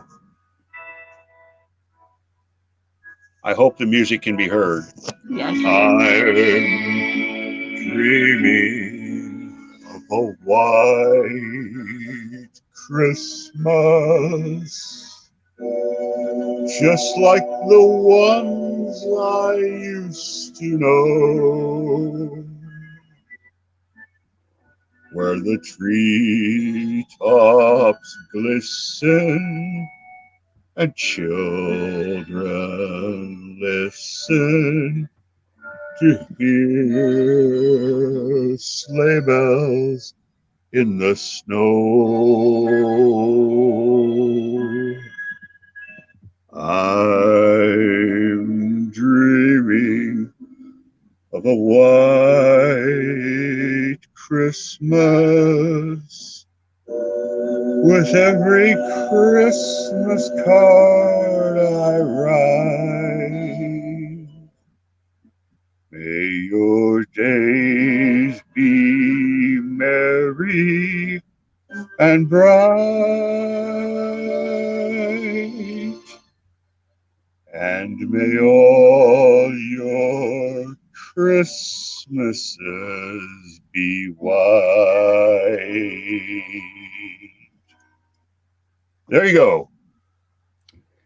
Ooh, yeah, that was that was good. Yeah, that was good, Jeff. Yeah, P digits like these is not bad. It's Jeff slow and it's Jeff Webster better than Bing Crosby. no. It's slow and it's deep. That's a very slick. There's a lot of versions. I didn't realize how many versions there are of White Christmas. There are some that are much faster paced than that, but Bing Crosby sang it really, really slow. But yeah, his is the best. Yeah, I remember reading somewhere that the Bing Crosby recording of White Christmas is the #1 selling recording of all time of any kind of music, no matter what kind of music it is. It's the #1 recording of all time. I remember reading that somewhere. I don't know if that's still the case, but I know at one time it used to be. Okay, all right, I'm gonna do some. Got any requests? Let's check the voicemail. We're just gonna do some Silver Bells. Yeah.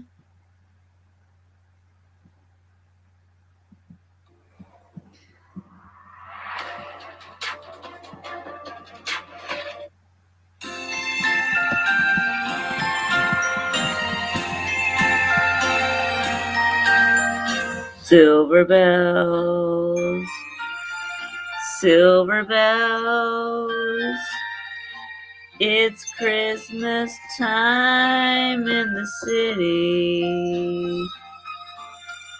Ring-a-ling, hear them ring. Soon it will be Christmas Day. City sidewalk, busy sidewalk, dressed in holiday style. In the air there's a feeling of Christmas. Children laughing, people passing, meeting smile after smile. And on every street corner you'll hear silver bells, silver bells. It's Christmas time in the city. Ring-a-ling, hear them ring. Soon it will be Christmas Day. In strings of stoplight, even stoplight, blink of red, bright and green. As shoppers rush home with their treasures. Children laughing, people passing, meeting smile after smile. And above all this bustle, you'll hear silver bells, silver bells. It's Christmas time in the city. Ring-a-ling, hear them ring. Soon it will be Christmas Day.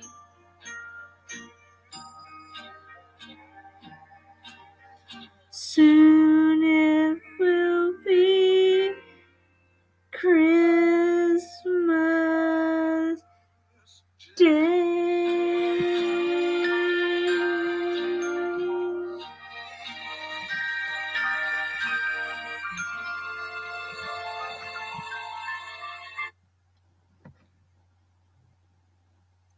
Very good, Vic. Very good. I like Silver Bells. That's one of my favorite Christmas songs. Yeah, if you don't mind, I'm going to take us just through two verses. There are several verses, but I'm just going to do two. I don't know that song, P Digits. I'm going to do two verses, and we're going to go old school. I mean, old school here. This will be something that has been sung already 3 times. It'll be sung for the 4th week in a row at Cathedral when we have Mass at the Cathedral downtown again on Saturday. Here we go. We're gonna do. You're gonna sing "Oh Holy Night." Glory.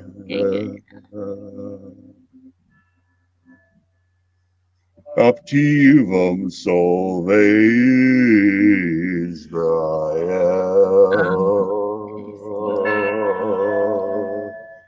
qui gemet in exilio,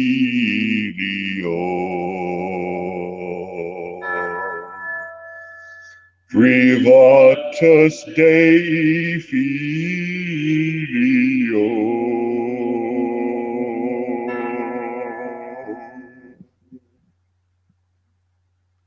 Veni, veni, Ories,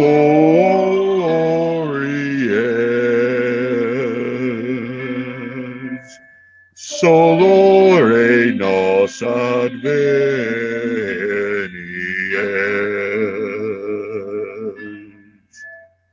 noctis de pere nebulas,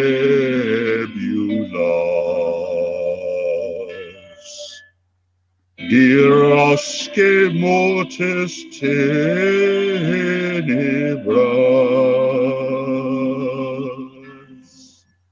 Gode, Gode, Emmanuel, Nosteta Potes. No, it's O come Emmanuel, but it's in Latin. Yeah, it's O come Emmanuel in Latin, which is how we will sing it. I butchered it, of course, but that's actually technically it's an Advent song because you don't sing it on Christmas. On Christmas, we sing it on Advent, right? Yeah, right? Because on Christmas, Christ is here. Yeah, so every Sunday in Advent. Right. Yeah, you don't sing it on Christmas because Christ is born, so there's no need to ask him to come when he's already here. Every Sunday in Advent. Yep. Yeah, that's right. So I thought I would take us old school there. That's about as old as it can get, 12th century. Yeah, that's really old. Yeah, it's really old. Yeah.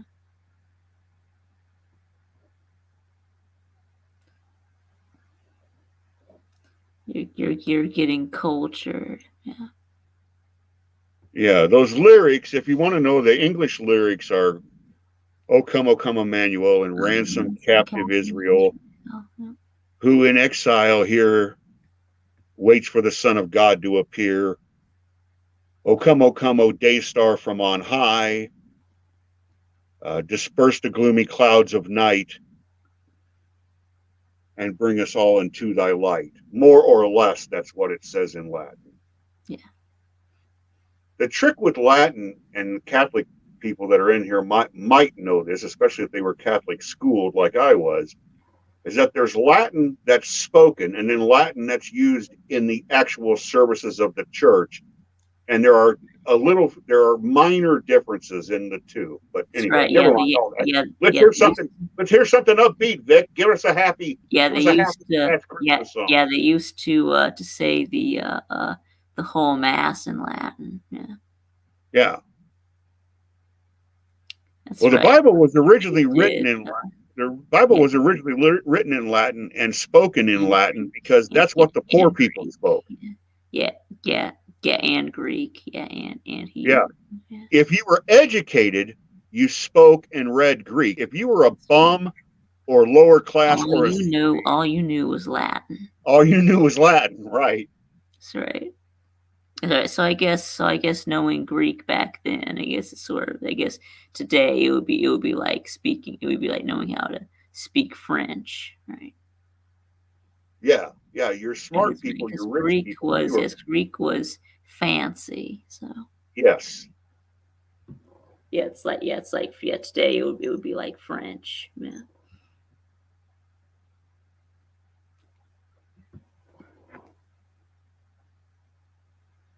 You say give us something upbeat, Vic. I drug us down into the slow mode with Emmanuel. No, I'm not saying you're poor. Well, you don't speak Latin, so and you don't speak Latin, Dixon. So, all right. Maybe I should do Rudolph the Red-Nosed Reindeer. Hit it. Yes, right. I'll do this one for Vixen because she's one of Santa's reindeer. So she's a deer, all right. Yeah, she's one of Santa's reindeer. So.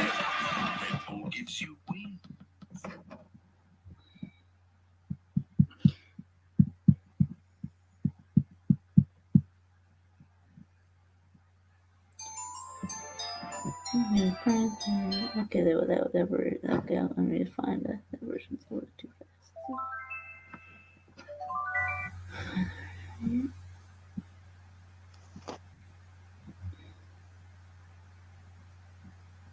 Just fine.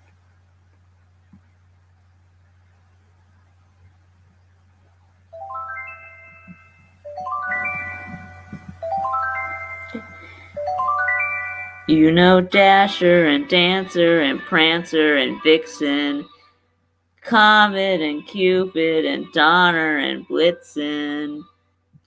But do you recall the most famous reindeer of all? Rudolph the Red-Nosed Reindeer had a very shiny nose. And if you ever saw it, you would even say it glows.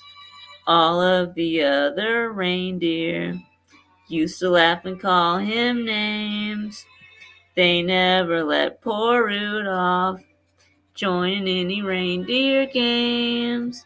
Then one foggy Christmas Eve, Santa came to say, Rudolph, with your nose so bright, won't you guide my sleigh tonight? Then how the reindeer loved him as they shouted out with glee, Rudolph the red-nosed reindeer, you'll go down in history.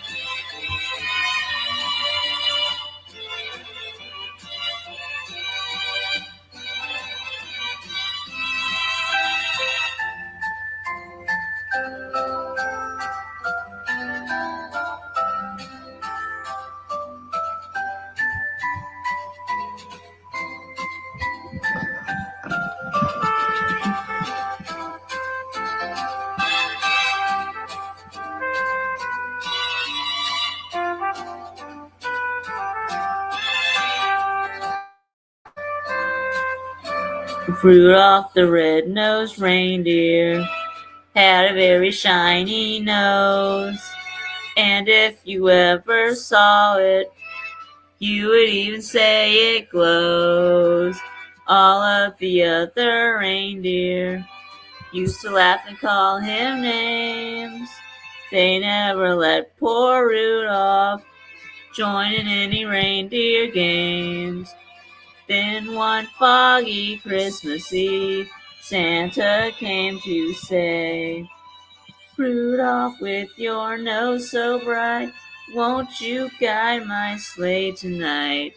Then how the reindeer loved him as they shouted out with glee, Rudolph the red-nosed reindeer, you'll go down in history.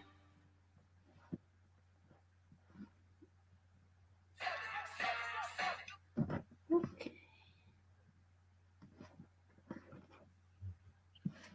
All right, yet Traveling Fool says, I'm so poor they taught me pig Latin.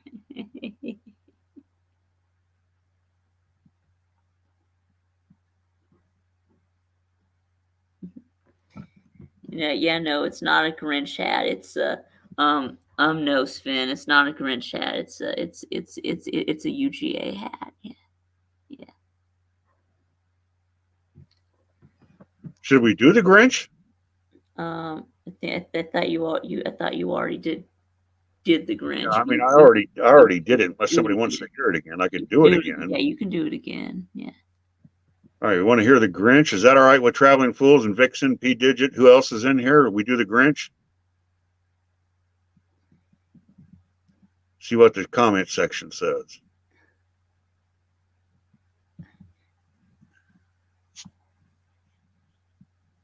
That was a good Rudolph, Vic.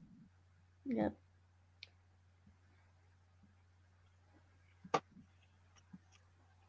Friction says, do it again, JW, with decent background sound. Okay.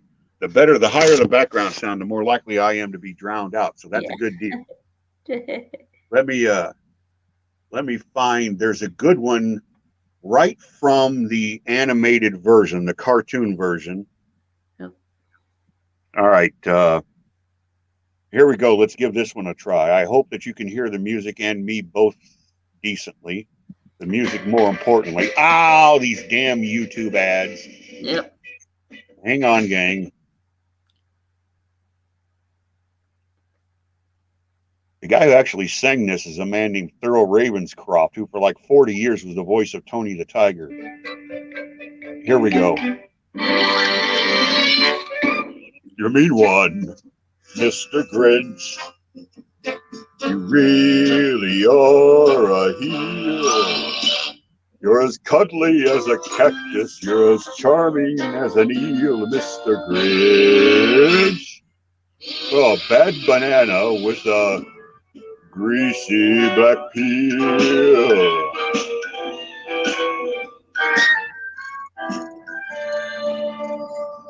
You're a monster, Mr. Grinch. Your heart's an empty hole. Your brain is full of spiders. You've got garlic in your soul, Mr. Grinch. I wouldn't touch you with a 39.5-foot pole. You're a vile one, Mr. Grinch. You have termites in your smile. You have all the tender sweetness of a seasick crocodile, Mr. Grinch. Given the choice between the two of you, I'd take the seasick crocodile.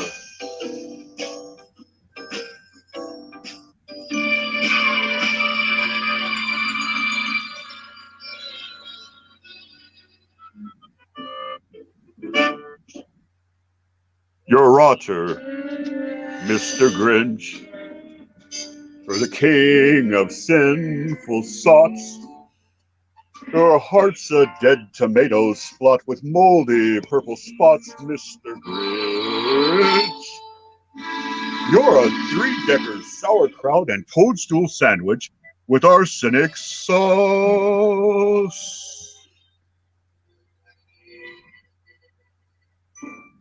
You nauseate me, Mr. Grinch, with an osseous super nos. You're a crooked jerky jockey and you drive a crooked horse, Mr. Grinch. Your soul is an appalling dump heap, overflowing with the most disgraceful assortment of rubbish imaginable. Mangled up, entangled up knots.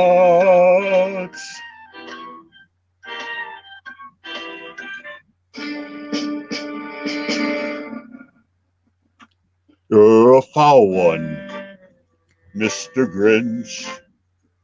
You're a nasty, wasty skunk. Your heart is full of unwashed socks. Your soul is full of gunk, Mr. Grinch. The three words that best describe you are as follows, and I quote: stink, stank, stunk.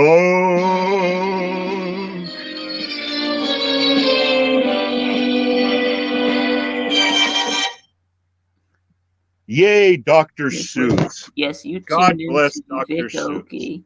You tuned into Christmas songs. Talk is Pit. Okay, now I'm gonna do Walking in a Winter Wonderland. Superpowers from a spider bite. I could use some help showing the world how Liberty Mutual customizes their cards. Yeah, hit it, Vic. Okay.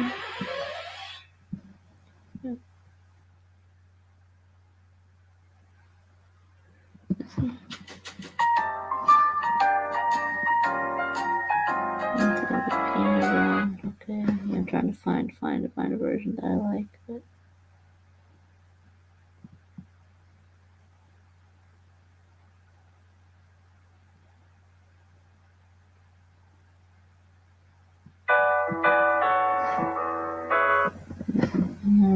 piano versions.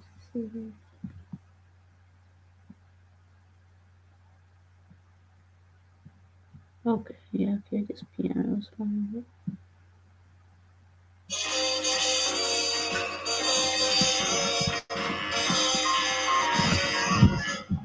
The bells ring. Are you listening? In the lane, snow is glistening. A beautiful sight. We're happy tonight, walking in a winter wonderland. Gone away is the bluebird. Here to stay is the new bird. He sings a love song as we stroll along, walking in a winter wonderland. In the meadow we can build a snowman and pretend that he's Parson Brown. He'll say, are you married? We'll say, no, man. But you can do the job when you're in town. Later on, we'll conspire as we dream by the fire to face unafraid the plans that we made, walking in a winter wonderland.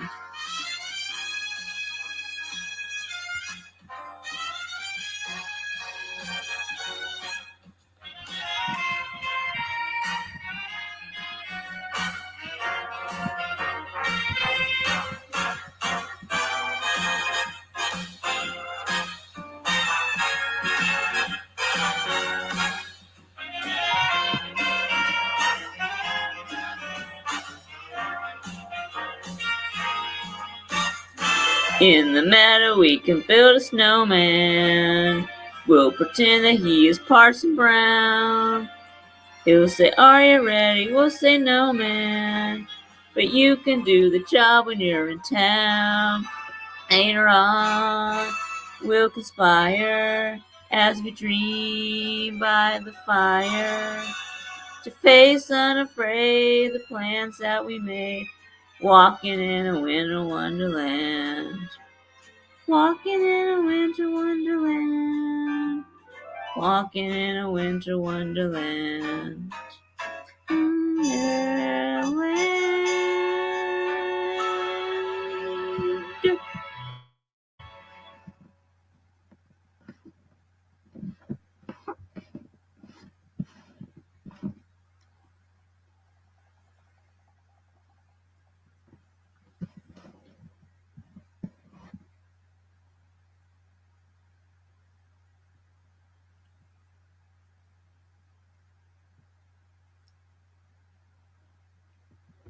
Okay.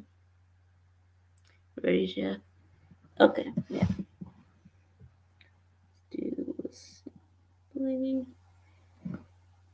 having a wonderful Christmas time.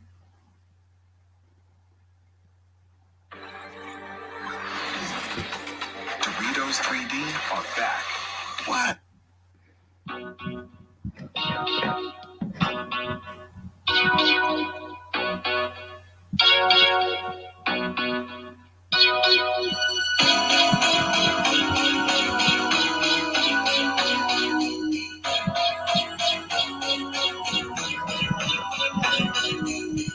The moon is right.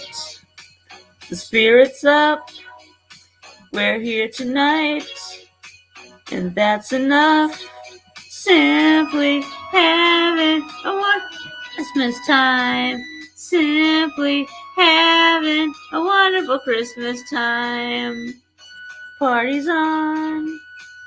The feeling's here. That only comes this time of year.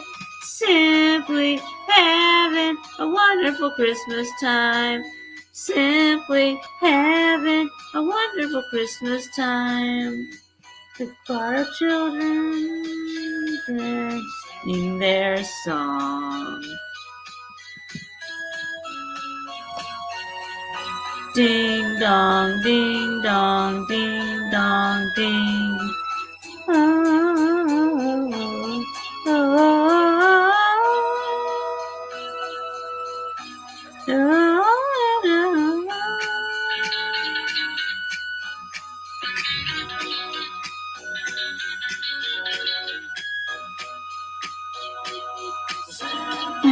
Having a wonderful Christmas time. Simply having a wonderful Christmas time. The word is out about the town to lift a glass. I don't look down.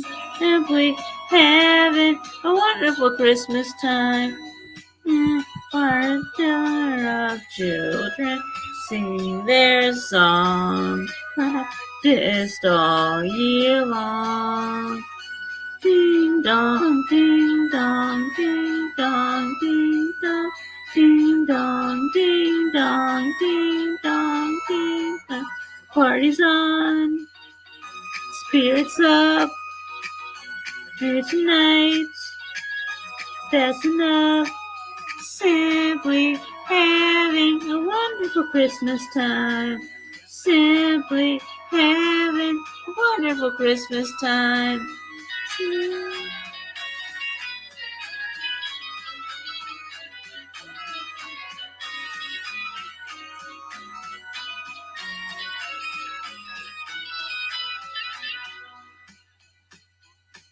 The mood is right. Spirits up. We're here tonight. And that's enough. It's simply having a wonderful Christmas time. Simply having a wonderful Christmas time. Simply having a wonderful Christmas time. Oh, oh, oh, for Christmas time. Christmas time.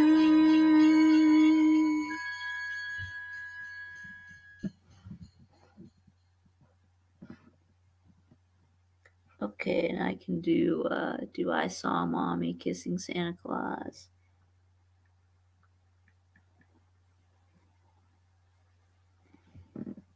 Well done, Vic.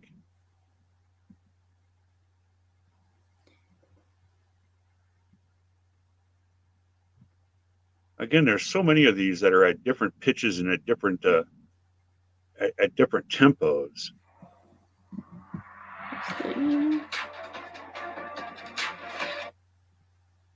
Christmas toys are. That's not the one I'm looking for. All right, I've got one here. One we haven't heard yet, but it's kind of a traditional one. You want to do it?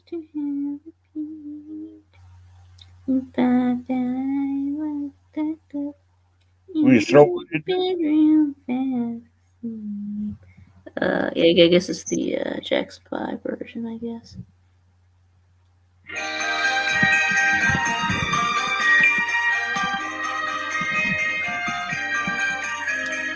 Oh, wow. Mommy's kissing Santa Claus.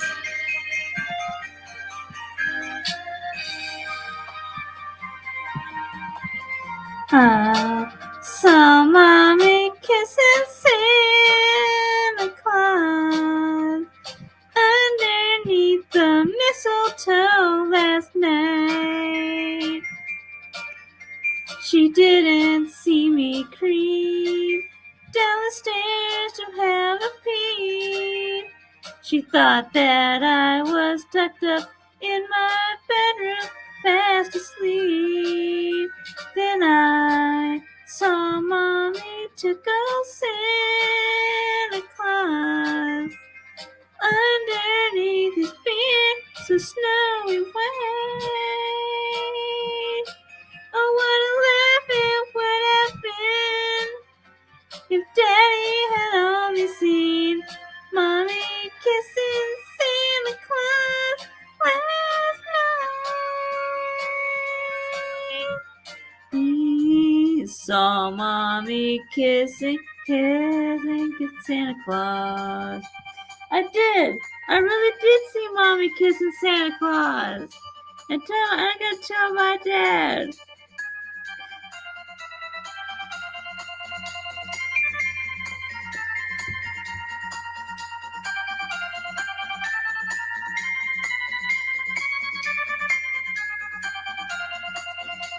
Then I saw Mommy tickle Santa Claus underneath his beard, so snowy white.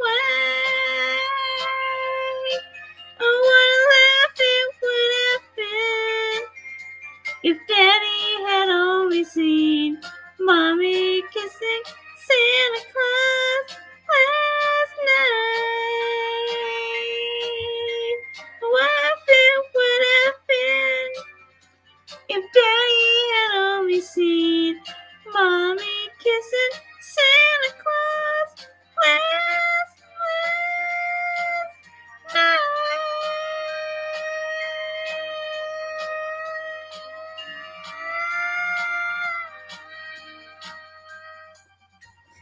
did. I really did see Mommy kissing Santa Claus.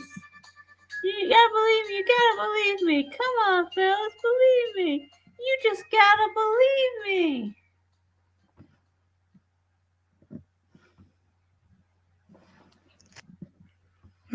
Vic's dad was Joe Jackson.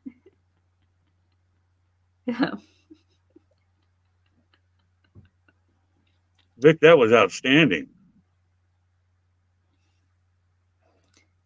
Yes, and now we got Crimson Brave is in here calling Kirby Smart a racist. This is what Juwan Mathis and beating behind the barn.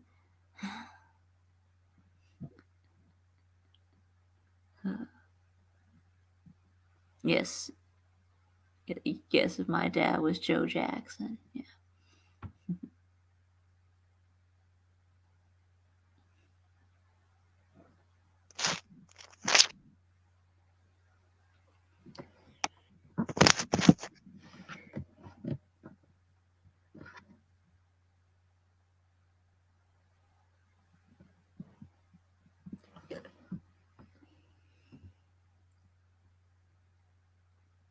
Okay, so you want to do another one, Jeff, or yeah, you got another one in mind, Jeff? Yeah. I just thought I would add something here real quick, if I could. Mm-hmm. A reading from the Gospel according to St. Luke. In the 6th month, the angel Gabriel was sent from God to a town of Galilee called Nazareth, to a virgin betrothed to a man named Joseph of the house of David, and the virgin's name was Mary. And coming to her, he said, "Hail, favored one, the Lord is with you." But she was greatly troubled at what was said and pondered what sort of greeting this might be. And the angel said to her, "Do not be afraid, Mary, for you have found favor with God. Behold, you will conceive in your womb and bear a son, and you shall name him Jesus. He will be great and will be called Son of the Most High. And the Lord God will give him the throne of David his father, and he will rule over the house of Jacob forever, and of his kingdom there will be no end." But Mary said to the angel, "How can this be, since I have no relations with a man?" And the angel said to her in reply, "The Holy Spirit will come upon you, and the power of the Most High will overshadow you. Therefore the child to be born will be called Holy, the Son of God. And behold, Elizabeth, your relative, has also conceived a son in her old age, and this is the 6th month for her who was called barren. For nothing will be impossible for God." And Mary said, "Behold, I am the handmaid of the Lord. May it be done to me according to your word." And the angel departed from her. Thought maybe we could use a little bit there. Yeah. I do have a song, a happy song. Yeah, so Jeff, so I want to hear you sing "Is That You, Santa Claus?" By Mama. Yeah. Yeah, have you ever heard that song? Yeah, by Mama. Yeah, by Louis Armstrong. No. Is That You, Santa Claus by that Louis Armstrong? Is that you, No, I have Santa Claus? No, never. No, I have I know Louis Armstrong, but I have never heard of that song. Okay, that's okay then. So that would be a Right, travesty. Well, You can't sing something you haven't heard before. I guess I can try. Yeah, give it a try, Vic, and I'll cue something up then while you're singing this. I've never heard it. I don't sound anything like Louis Armstrong. Like Louis Armstrong? You sound like Louis Armstrong? I don't sound anything like Louis Armstrong. Yeah, like Satchmo. Gotta sound like Satchmo. Nope.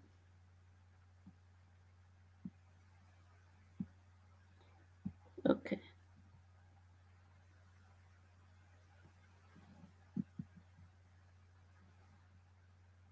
Yeah, but apparently my mom Garth Brooks did a version too. So.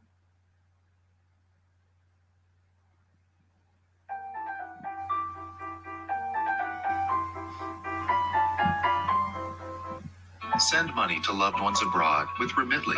We promise it will arrive on time.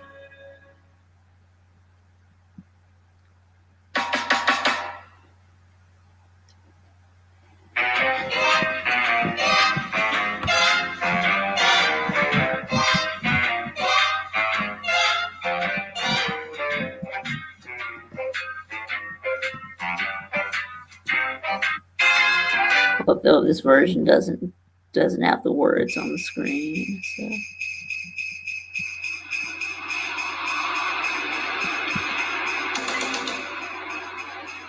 Is that you, Santa Claus?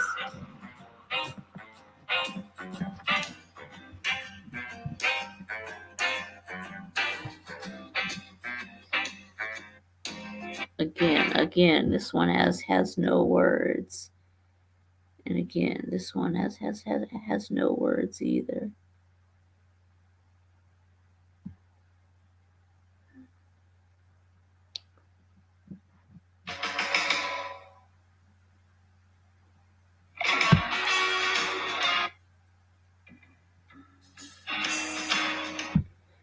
Oh, I can't find one that has the words on the screen. So.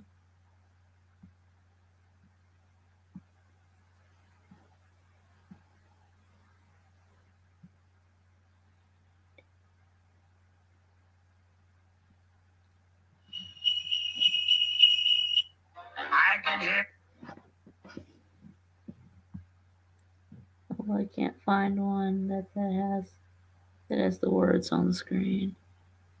Hard to find one, Vic. I can't find one that has that. Yeah. I can find instrumental ones, but I mean, I don't know the song that well to be able to sing it without the words. So. There, you know this one. Sing this one with me. Okay. Here we go. Everybody knows this one.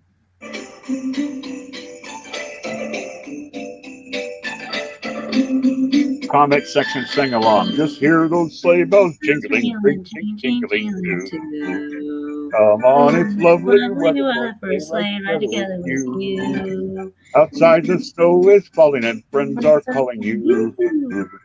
Come on, it's lovely weather for a sleigh ride together with you.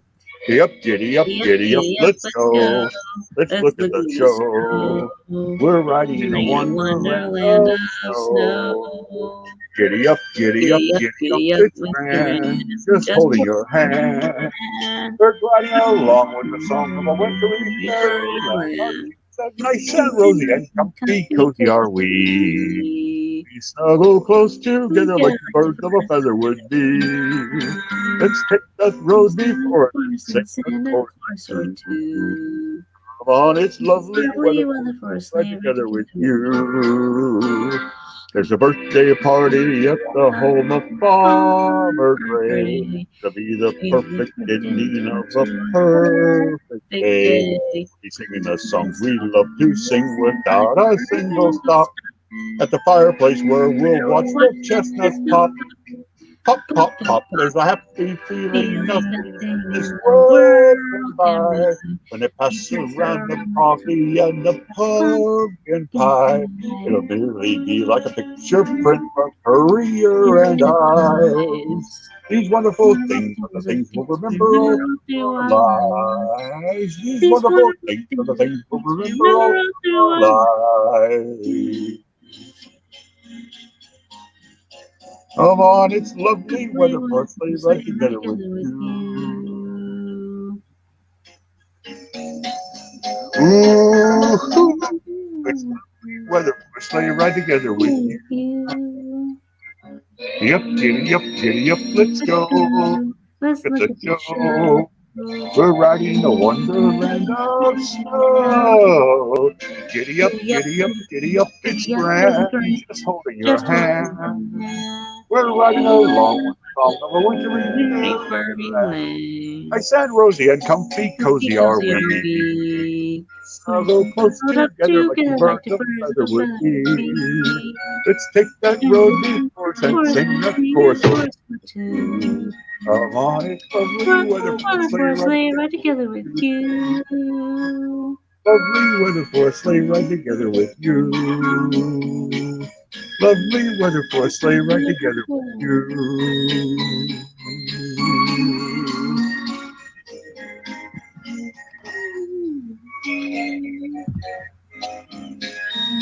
Come on, let's go!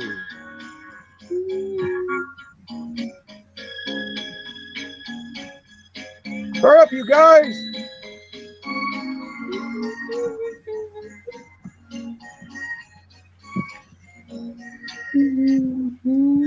Yeah. Yeah, I think that Johnny Mathis, is the best version. But. Oh, I'm going to tell you right now, the 1954, I think it's 19, or maybe it's 1960. You can tell you've got the original because he is on the cover with a pair of skis and he's wearing a red sweater, and it's called Johnny Mathis, Merry Christmas. To this day, 60 years later, it is still the #1 selling Christmas album of all time and my favorite of all time. Johnny Mathis, Merry Christmas. Yep. Although I like it best just the instrumental version. Yeah, by the Boston Pops. That's really Boston Pops. My Boston favorite Pops are one. great. Yeah, that's really my favorite one is the one without the words. But my favorite vocal version is Johnny Mathis. Yeah, Boston Pops, Santa Claus is Coming to Town is outstanding. Frosty the Snowman by Boston Pops is outstanding.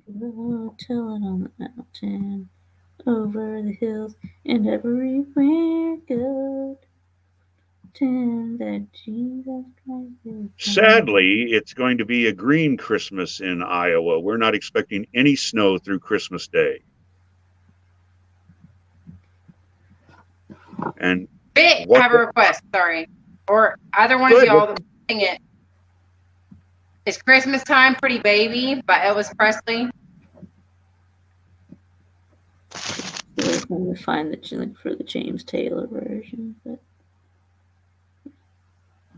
I looked up Blue Christmas by Elvis, and there's like all of the ones that are the Elvis version have Elvis singing on them. So I mean, you're not, sometimes it's hard because they'll be like a great song. Somebody will make a great request, but like if you don't know how to sing it, you don't want to do it karaoke because you'll just slaughter it. You don't know the tempo, you don't know the key, you don't know the beat.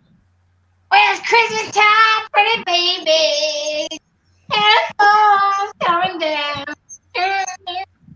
But I loved Vic doing the Saw Mommy Kissing Santa Claus. That was great. Vic doing Michael Jackson. Yes, Christopher McDavitt, Frank Sinatra has did many Christmas songs. Yes, Tony Bennett, and so did Elvis. Yeah, Tony Bennett. Frank Sinatra, I used to love that man. Yeah, Tony Bennett. Yeah, Johnny Mathis. Yeah, my dad loved Perry Como. My dad loved Perry Como, and he loved Dean Martin. Yeah, Dean Martin. Yeah, Bing Crosby. Yeah. Go Tell It on the Mountain. Benji Allen says, "Go Tell It on the Mountain." That is Mahalia Jackson. That's a gospel song. It's not necessarily a Christmas song. Right. Well, the one that I like is the James Taylor version is my favorite, but yeah, of Go Tell It on the Mountain. Yeah. Go tell it on the mountain, over the hills and everywhere. Go tell it on the mountain that Jesus Christ is born. While shepherds kept their watching o'er silent flocks by night, behold, throughout the heavens 3 shone a holy light. Go tell it on the mountain, over the hills and everywhere. Go tell it on the mountain 10 that Jesus Christ is born. The shepherds feared and trembled when low above the earth rang out the angels' chorus that hailed our Savior's birth. Go tell it on the mountain, over the hills and everywhere. Go tell it on the mountain that Jesus Christ is born.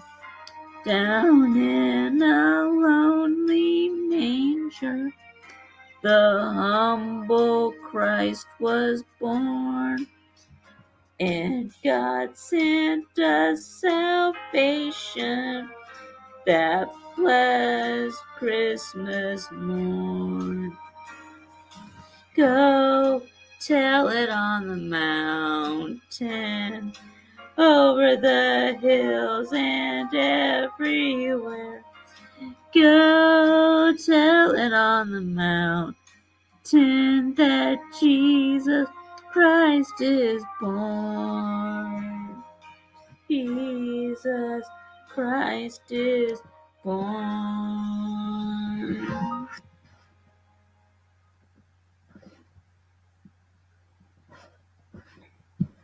Yeah, Grandma got run over by a reindeer. Yeah, Grandma got run over by a reindeer.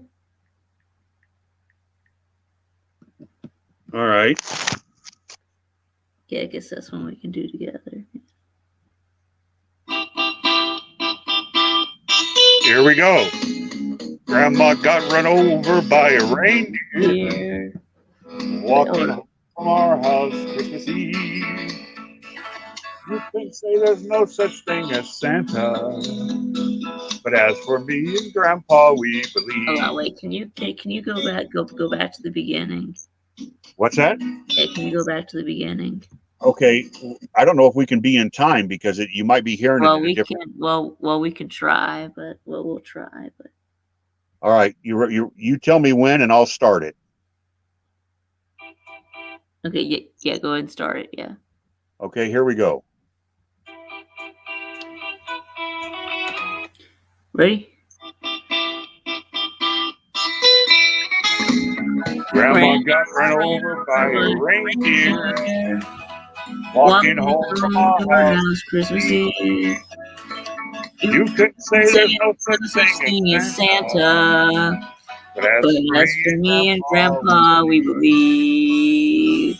Been drinking too much eggnog, and we begged her not to go. But she forgot her medication. She staggered out the door into the snow. When we found her Christmas morning at the scene of the attack, she had hoof prints on her forehead and incriminating claw marks on her back. Grandma got run over by a reindeer. Walking home from our house Christmas Eve. You can say there's nothing as Santa, but as for me and Grandpa, we believe. Now we're all so proud of Grandpa. He's been taking this so well. See him in there watching football, drinking beer and playing cards with Cousin Nell. It's not Christmas without Grandma. All the family's dressed in black. And we just can't help but wonder that we open up her gifts or send them back. Send them back. Grandma got run over by a reindeer. Walking home from our house Christmas Eve. You can say there's no such thing as Santa. But as for me and Grandpa, we believe. Grandpa, we believe. Now the goose is on the On table, table. and the pudding made of And the fig, pudding made of fig. and the blue and And silver the blue and candle silver that would candles. just have matched the hair in Grandma's wig. Grandma's wig. I've warned all my friends and neighbors, Neighbors. better watch out Watch for out yourselves. yourselves. They should never give Never a give a license license to a to a man who man who drives tries a to sleigh that slay plays and plays with elves. elves. I got run over by Grandma a got run over by a from reindeer. our house Christmas Eve. Walking home from our house Christmas Eve. And Santa, Say there's no but such as thing for as me and Grandpa, Santa. we believe. But Sing as it, for me and Grandpa. Grandpa, we believe. Grandma got run Walking over home by a from our house. reindeer. Coming home from our house Christmas Eve. Santa, You can say as there's for no me and such thing as Grandpa, we Santa. believe. But as for me and Grandpa, we believe. All right. Well, we I bet we tried. butchered that because it's impossible to have two people on at the I same think, exact time. I think we did pretty good, but he says, Rack Dog says, this is amazing. I was trying the whole time to find a verse in there that I could rhyme with Vixen, and I couldn't. I was going to change the lyrics up to say something about Friction Vixen, and I couldn't find any space in there to easily do it. That's right. Vixen, yep. Vic, you ought to do that song by George Michael. What comment section, help me out. What's that Wham song? What's that Wham Christmas song? Oh, that one? Christmas, I gave you a heart, but the very next day you gave it away. Last Christmas, yep, Wham. Yep, that's a good one. Yep, that's a good one. Wham. Good luck finding a karaoke version, though. Yeah, I did. All right, cool.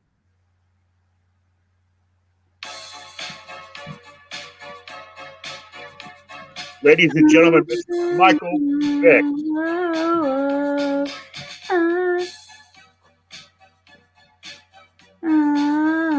Viktube Productions. Share it with your friends. Hit the like button. Last Christmas, I gave you my heart, but the very next day, I gave it away. This year, to save me from tears, I'll give it to someone special. Last Christmas, I gave you my heart, but the very next day, you gave it away. This year, to save me from tears, I'll give it to someone special.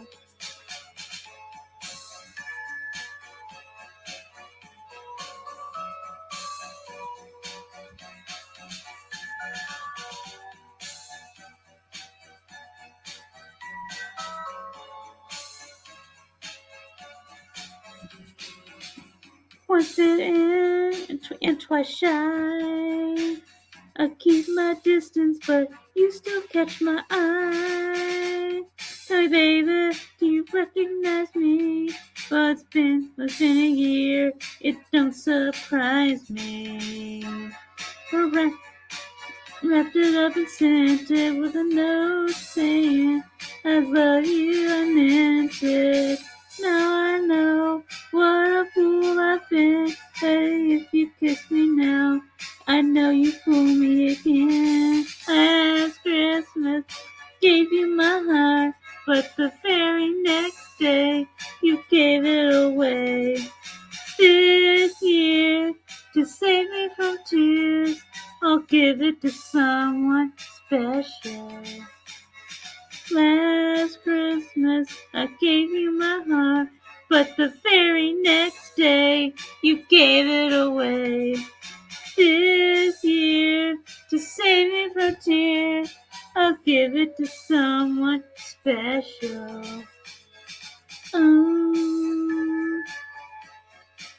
Oh, baby.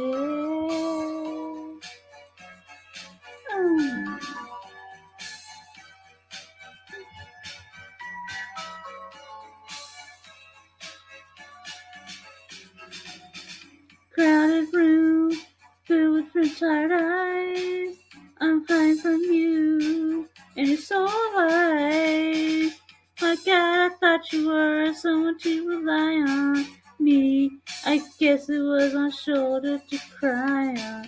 Things on a lover, the fire in his heart. A man undercover, but you tore me apart. My love, you fooled me again. Last Christmas, I gave you my heart, but the very next day, you gave it away. This year, to save me from tears, I'll give it to someone special. Last Christmas, I gave you my heart, but the very next day, you gave it away. This year, to save me from tears, I'll give it to someone special. The fire in his heart, man undercover, but you tore him apart. Maybe next year I'll give it to someone special.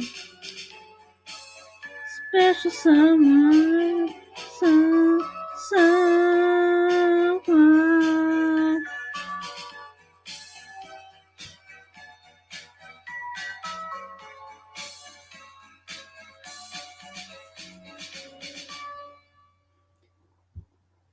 Okay, there we go. Yeah. You know, yeah, I didn't know there were other versions of the song, but Does anybody in here besides me remember the HBO special done by Jim Henson and the Muppets called Emmett Otter's Jug Band Christmas? oh yeah. Okay, I've got one queued up from that. All those songs are real short, but I've got one. Is it the best of Mama's Barbecue? There we go. You got it, Vic. Here it comes.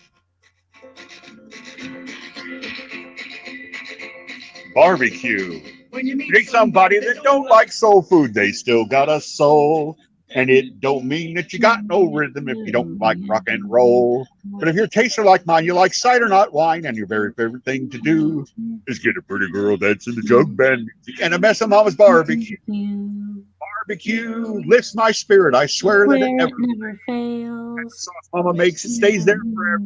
Care to get it under your nails. Well, you may be poor with a wolf at your door, but money isn't everything. You still got the sun and a river full of fun. You'll always have a song to sing. So get the frown off your face. We're gonna replace it with a grin and a dream come true. With a pretty girl dancing to jug band music and a mess of Mama's barbecue.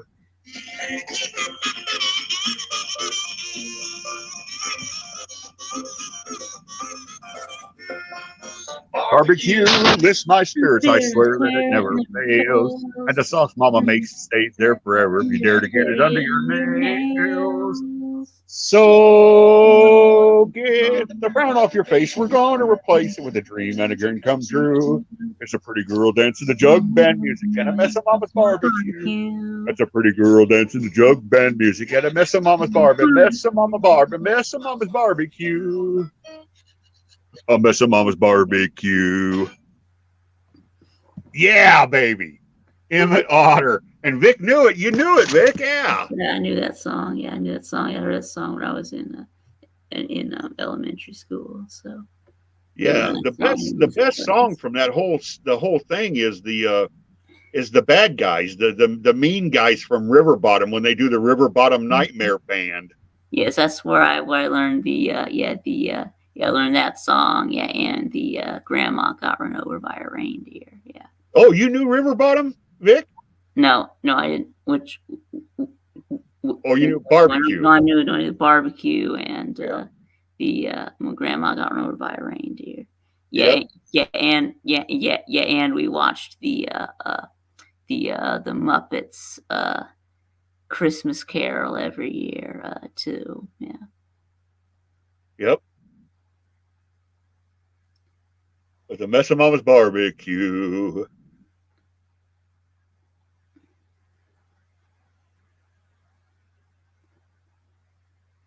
It's a taste that'll stay there forever if you dare to get it under your nails. Yeah, yep. Yes, right.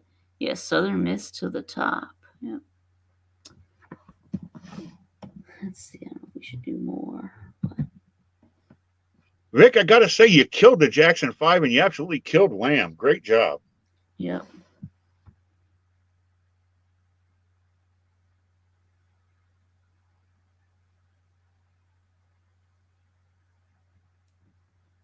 Comment section, throw a request Vic's way. Look at his hat. He needs to sing.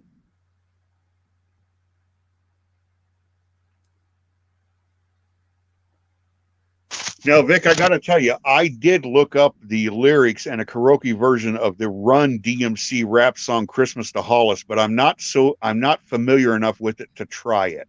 Yeah, we get somebody in here to do it. Yeah. Yeah, I looked it up and I listened to it, and I'm like, oh no, I can't. You can't do that. Well, I was going to try, but I'd be out of rhythm the whole time in it. And I it would just... know.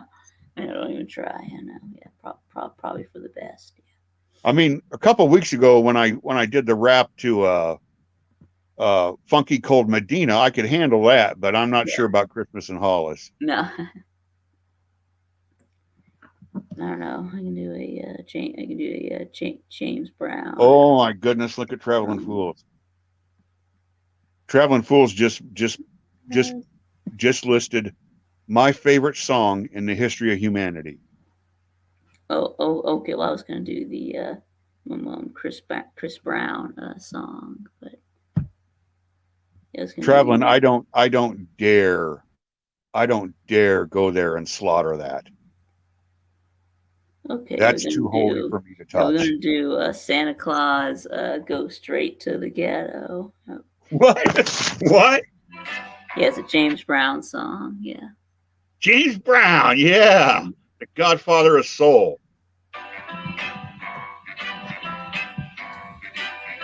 Santa Claus, go straight to the ghetto.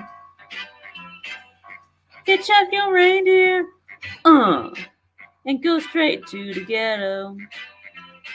Santa Claus, go straight to the ghetto. Fill every stocking you find. The kids are gonna love you so. Leave a toy for Johnny. Leave a doll for Mary. Leave some pretty for Donnie.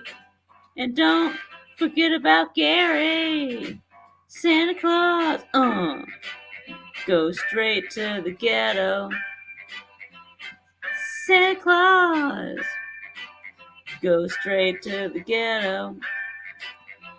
Tell him James Brown sent you, and go straight to the ghetto. You won't know, I won't know, you see, 'cause that was once me. Hit it. You see mothers and soul brothers. Santa Claus, go straight to the ghetto. Santa Claus, oh Lord, straight to the ghetto. Fill every stocking you find. The kids are gonna love you so. Fill every stocking you find. You know they need you so. I'm begging you, Santa Claus, go straight to the ghetto. If anyone wanna know, tell him Hank Ballard told me so. Santa Claus, go straight to the ghetto. Never thought I'd realize I'd be singing a song, water in my eyes. Santa Claus, go straight to the ghetto. Don't leave nothing for me. I've had my chance to see. Santa Claus, go straight to the ghetto. Santa Claus, the soul brother needs you so. Santa Claus, Tell him James Brown sent you.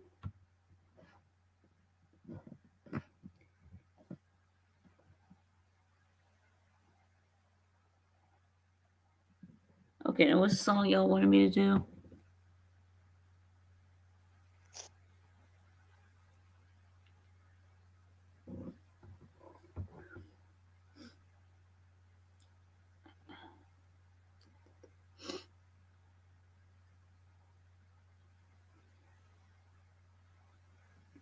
You know, there's some real classics. I mean, there's Silent Night, Holy Night. There's What Child Is This? There's a lot of really good church type songs that I just think I would just kill them if I tried to do them. I would butcher them. I don't want to do them. I'm gonna do "Oh Holy Night."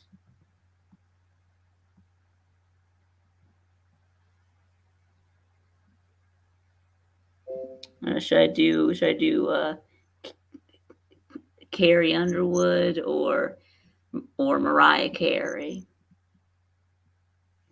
Yeah, which one? Yeah, Carrie Underwood or Mariah Carey. Whichever one you're more comfortable with the speed with. I don't know. Either one is fine. I don't know. I guess I'll just do Carrie Underwood. I think Each woman. I've never heard of Bob Rivers. I have no idea who that is.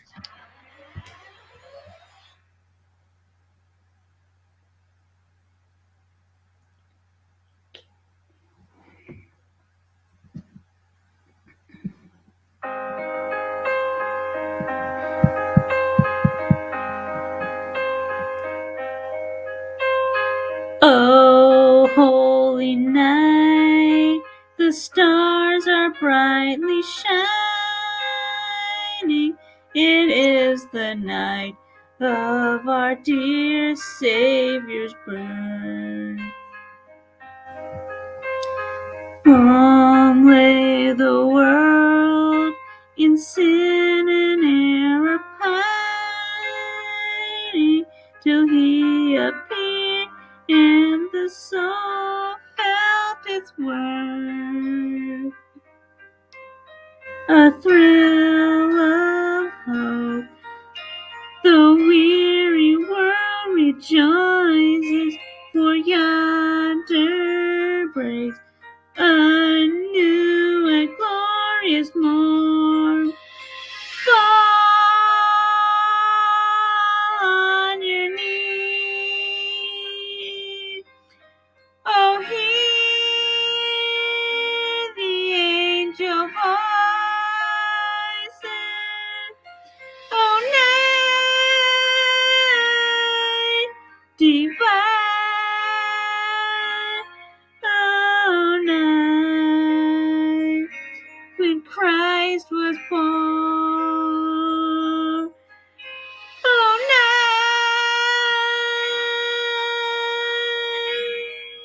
night divine. Oh, night divine.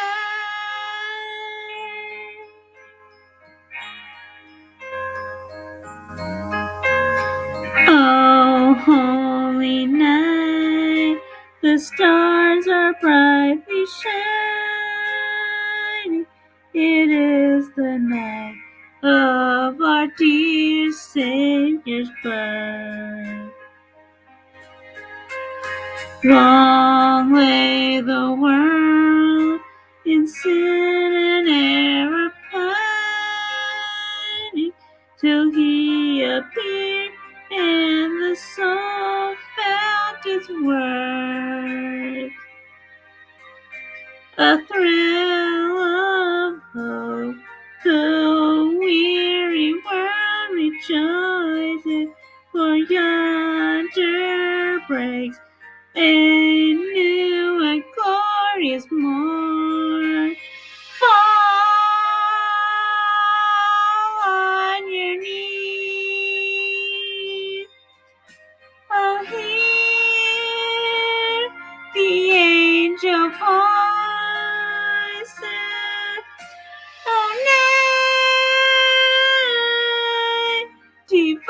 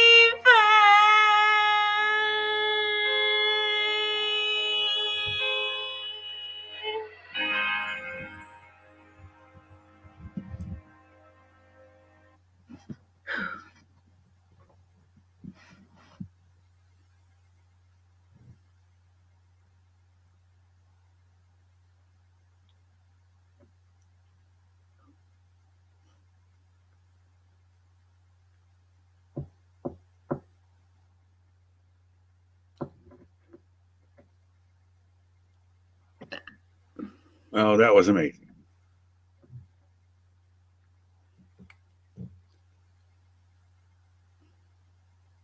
He's similar to Weird Al, J-Dub. Okay, well, I don't like Weird Al either.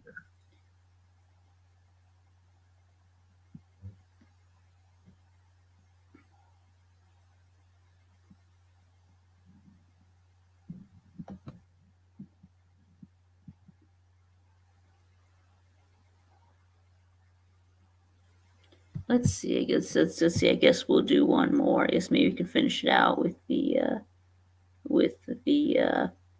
with chestnuts roasting. I guess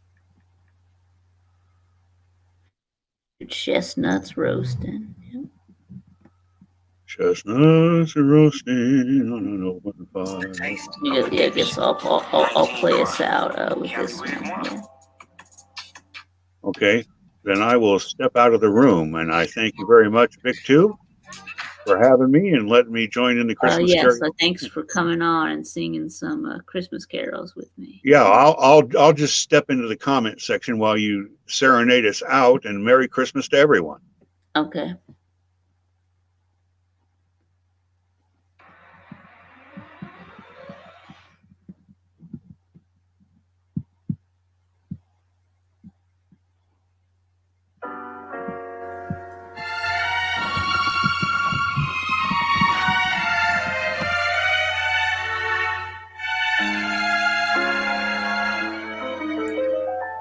Chestnuts roasting on an open fire.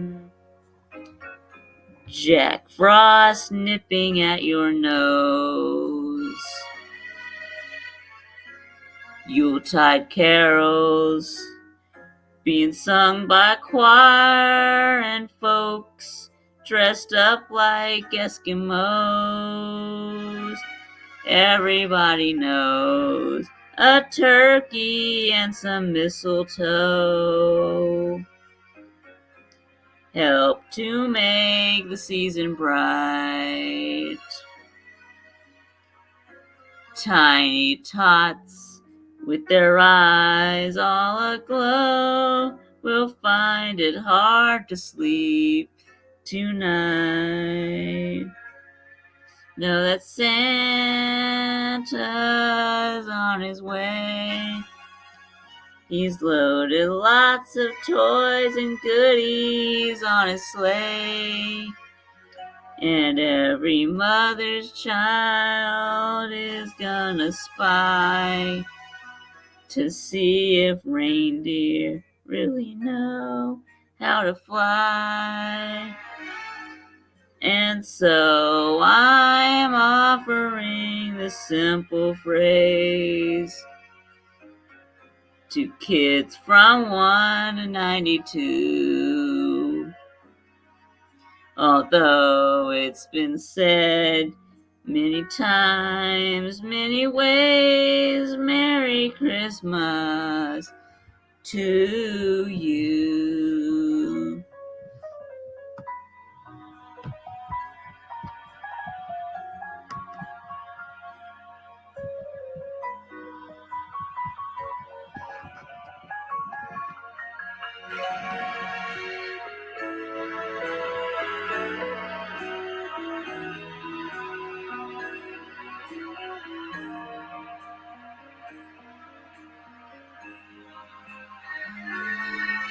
And so I'm offering this simple phrase to kids from 1 to 92.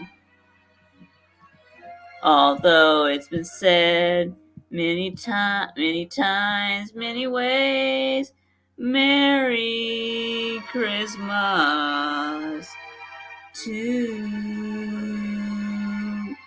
you. Bum, bum, bum, bum, bum, bum, bum, bum. All right. Oh yeah, Merry Christmas, Sea Dog.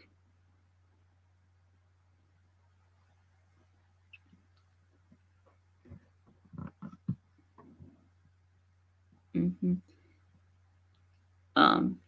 Yeah. So do you want to come in and play your kazoo for one song, Sea Dog? Yeah, no, we haven't. We haven't done that in a while. Yeah, because you haven't been coming on my streams lately. I don't know why, but if you want to come in and do a little kazoo, yeah, that would be great. Yeah, we can do one more song. Yeah, if you want to.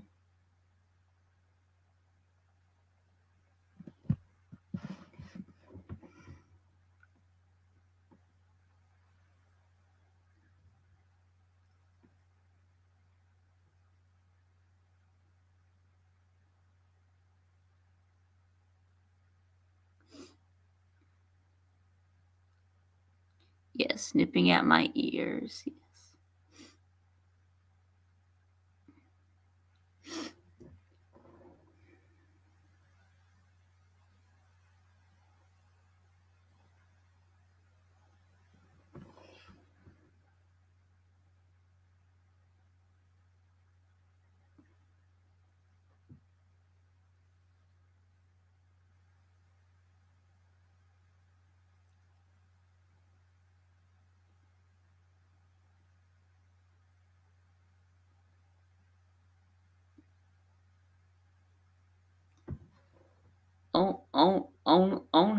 Only $45,000 a year. Only? Yeah, that seems like a lot to me. But